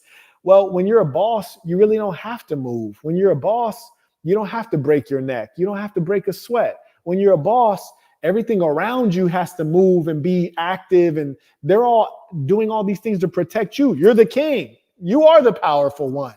The whole game is about you. Everyone's moving on the board to protect you or to advance your interests. So is the queen the most powerful one? No. She's the one doing the most moving, exerting energy. That's not powerful. You hear me? Power is like, in the Quran, it says Allah subhanahu wa ta'ala, which is to say God, or in the Bible, it says God said, let there be light. And then there was. Out of his word. He ain't have to move. He ain't have to do nothing, right?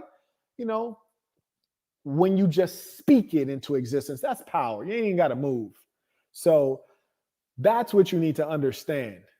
The queen is expending energy. She's serving. You hear me? She's trying to serve a boss. The boss is just kicking back. That's the power, kicking back. You hear me? What's more powerful, staying at home and working from home in the palace, or having to hop in traffic and drive 2 hours, do all this stuff at your job, and then drive 2 hours home, doing all this movement just to get the, what's more powerful? I'm just trying to kick back. But at the end of the day, people often reference chess to explain life. I'd rather reference life to explain life. You dig? Like, we don't need to go from the real, which is life, to the metaphor, the chess game, to explain life. So we're leaving life to go to the metaphor, the chess game, to come back to explain life. I'd rather just explain life with life. You hear me? Come on now.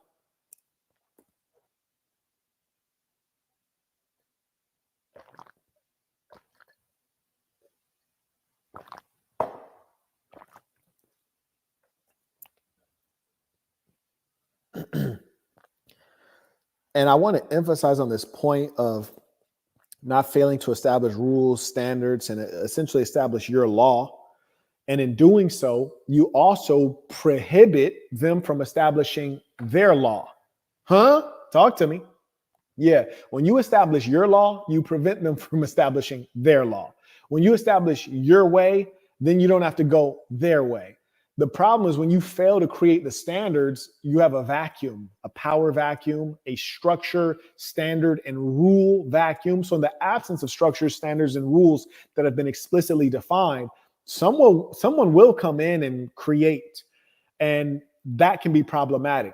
As leaders, we always know, let me go ahead and establish the way, because if I don't do that, people will, go off and do weird things. So for example, if I don't tell everyone, like, please, when you come into my home, here's a shoe rack. If you'd be kind enough to take off your shoes and just place them on this rack, and then feel free to navigate the indoor property.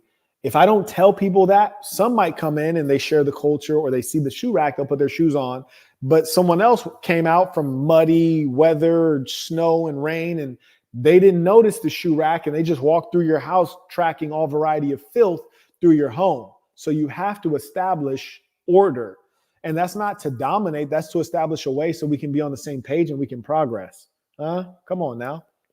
By the way, make sure any video editor online, I know Dominic is online. Get that chess metaphor. Go ahead and make a reel of that one. I think that's probably about real length. And if not, make it an 8-minute, get it to the people. Shout out to Dylan. He writes, what size do you wear for the long sleeve velvet shirt? For that particular shirt, if you're talking about the one on the Sasson.com, you click products and you can find the velvet shirt created by Hector. Shout out to Hector. That one, I would recommend you order in large. I'm talking about you in particular, Dylan. I'd recommend you get a large. But generally, I wear a medium. Thank you for that question. And shout out to the Saints supporting me, supporting each other. That's what community is about. That's what community is all about.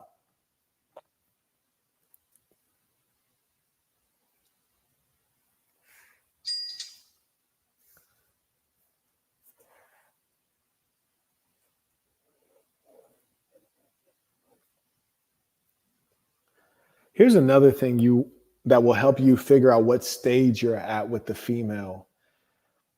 What she will and will not do for you will let you know what stage you're at with her. If you make a request of her. So here's the funny thing. It used to be that if you smash, you pretty much know like, okay, shorty's in love or she's like really interested. She's invested. I can make some demands. I can make some requests. Nah, bro, she been smashed a million times. You hear me? The only way you can figure out if she's really down for you is by asking for her service or for her money, right? If she's not going to put some dollars down, put some greenbacks down, if she's not going to invest some service, she's not really down for you. Any woman today will invest her body. That's garbage. They'll give you that. They'll give that to anybody. The service is another level. And then the money is the highest level. Not because money is highly valuable, but because women are very parsimonious and stingy. That's why they're stingy. So if they'll give you some of their money, they really messing with you. Guys will give up their money freely because they're tricks and they're thoughtless. So that's how you have to acknowledge that we're different. If a man gives you money, it don't really mean much. If a woman gives you money, it means a lot because they're stingy and parsimonious. If a woman gives you her body, it don't really mean much. If a guy gives you his body, it doesn't really mean much because they don't have any damn standards. If a woman gives you service, it means something. If a man gives you service, it doesn't mean as much because guys are they're calibrated around taking care of others. They're the provider. So they'll provide service. They'll provide money. A lot of these things thoughtlessly and indiscriminately. There we go. Come on now. Shout out to Eric writes, tuition. Thank you for the game. Peace to the Saints came in via Venmo. Shout out to the real ones. Yeah, we getting after it today. Man, I showed up with a magazine with the damn bullets around the arm. I'm reloading and busting it off. I want to share something as we wind down. I want you to always think of yourself in this way, in general, but especially in your relations with women. Because a lot of guys will, at the end of a relationship, they'll tell a chick, they'll lie, or they'll, try to scare the girl. And I hear this a lot. They'll say like, oh, you can't get anybody better than me. Like that's sucker stuff, whether it's true or not. Like use a sucker, tell this broad that, man, let her go on about her business, man. If she's a good woman, wish her the best. Hope that she does encounter someone better than you. And I really do. If I like a young lady and we leave on good terms, I would hope that she finds someone better than me. It's damn near impossible. You hear me? It's damn near impossible. The chances are slim, but I wish the best for her, truly. I would never say something like, you can't find one better. Like, nah, like that. I'm not going to say something like that. That's just crass and negative and hateful. And I'm not that kind of person. Now, are you going to find somebody like me? Like, knock it off, shorty. But that goes without saying. So I'm not going to say it because it goes without saying. So here's the point. Here's the lesson. This is the game. And you don't do this for a woman. You do it for yourself. But you can use this thought to drive your behavior, which is to say, if you really stay on your game, if you stay on the good foot, if you really live this ism out on a regular basis, and you should always try to improve, if you're really living it out, it's going to be so clear at the end of that relationship. And especially when she goes out into that cold world, there ain't nothing like the big homie. No, sirree, Bob. There ain't nothing like that, man. And as soon as she gets out in that cold world, she date a few guys, maybe sleep with a few guys. She might find a guy that could sex her better than you could sex her. Because in my case, it's not my focus area. But she's going to spend a little bit of time with these guys, and then they're going to come back beating your door down. Why? Because she's going to realize, like, damn, I had something special, but I didn't even realize it. she's going to get in bed and he's going to get in bed with her. And she's going to appreciate that because he's there. We're in bed together. Yay. But then she's going to remember, like, Marquett would have worked 2 or 3 more hours and I would have been waiting for him. And then I'd eventually fell asleep. Then he'd have gotten in bed and I'd have been happy that he's there. Then, when the sun's up, I would have woke up and he would have been gone and I'd have kind of been startled, like, yo, where is he? But I'd already knew he's in the office getting it in so we could have a better life. Damn, I never met a man with that much energy. I've never met a man who can go, and he don't get tired. He don't complain. Even if he was tired, I would have never known.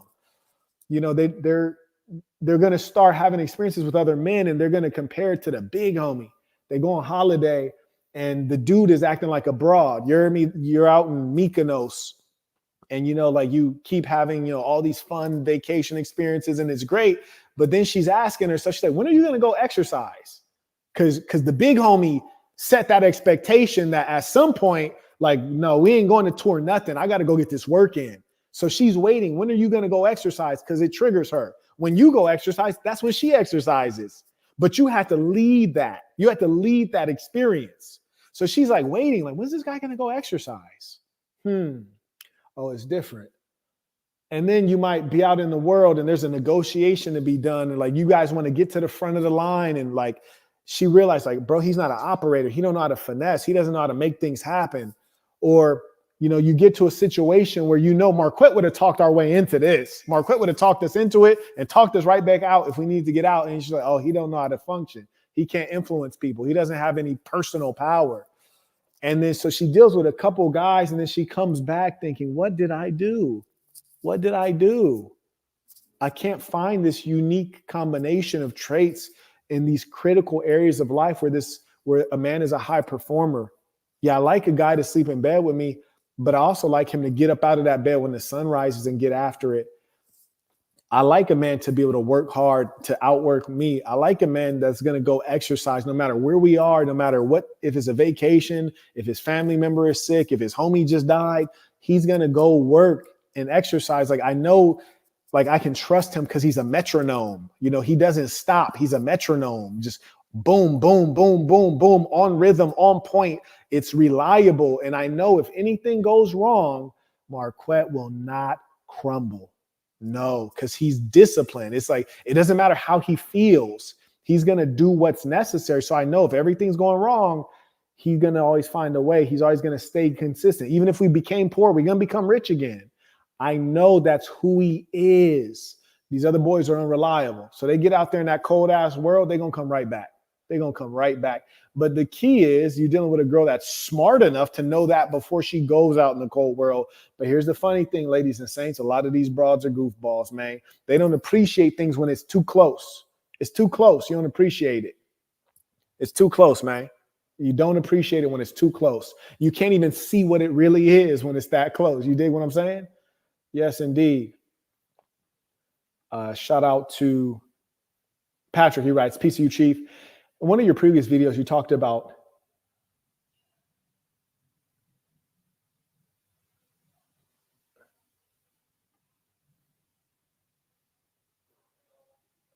I don't get too much into alpha male stuff because alpha male is a comparative term. And people who are constantly comparing themselves to other people, these are persons who are not happy. These are persons that are typically having low self-esteem. You should just compare yourself to who you were yesterday. Am I smarter today? If I didn't exercise yesterday, did I exercise today? If my muscles weren't sore after my workout yesterday, are they sore today? Incremental improvement. That's really what you want to focus on. And where you focus is going to define your life. You can have anything you want. Some people focus on getting a house. Some people focus on getting a mansion. They're both probably going to win. You heard me? The person who wanted a house, they get a house and they be happy. The person who wanted to get a mansion, they're going to get a mansion. Is all there is to it. Shout out to Jefferson, comes in by Venmo. He writes, Marquett, I need the black long sleeve shirt with the red Sasson logo on the shoulder. That shirt, along with the floral hat, are my favorite pieces. You said shoulder. Are you talking about the armband? Are you talking about that one? Or are you talking about something on the shoulder? Because we did have one with the Sasson logo on the shoulder, and that one's That one did not ever get released in red. I got it in red, but that one never got released in red. And then there's the classic with the armband. Let me know exactly which one you're talking about. Shout out to Josiah. He writes, needed this game today. Shout out to the ism scholars in a real way, man. We're going to have scholars of ism, man, just destroying everything. Yes, indeedy.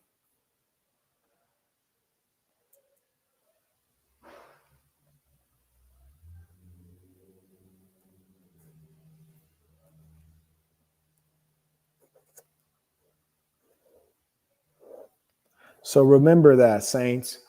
You want to conduct yourself on a regular basis that makes it abundantly clear that you're the guy that will be impossible to replace. That secures you with her if she has common sense, and most of them do. They don't have emotional stability. And that also just makes you a greater man, and that should be your bigger focus. And we all fall short. And, you know, some broads have low standards. You'd be a fool to be with a broad with low standards, because dig this.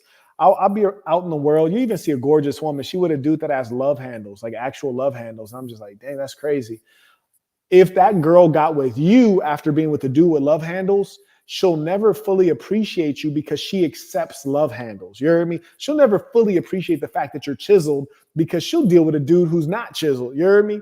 So she can easily replace you because she's not there for all of these great characteristics that you have. She's there for the fact that you're nice or some goofy stuff. You know what I'm saying? So a woman with high standards is as important as you having high standards when we're talking about main pieces, right?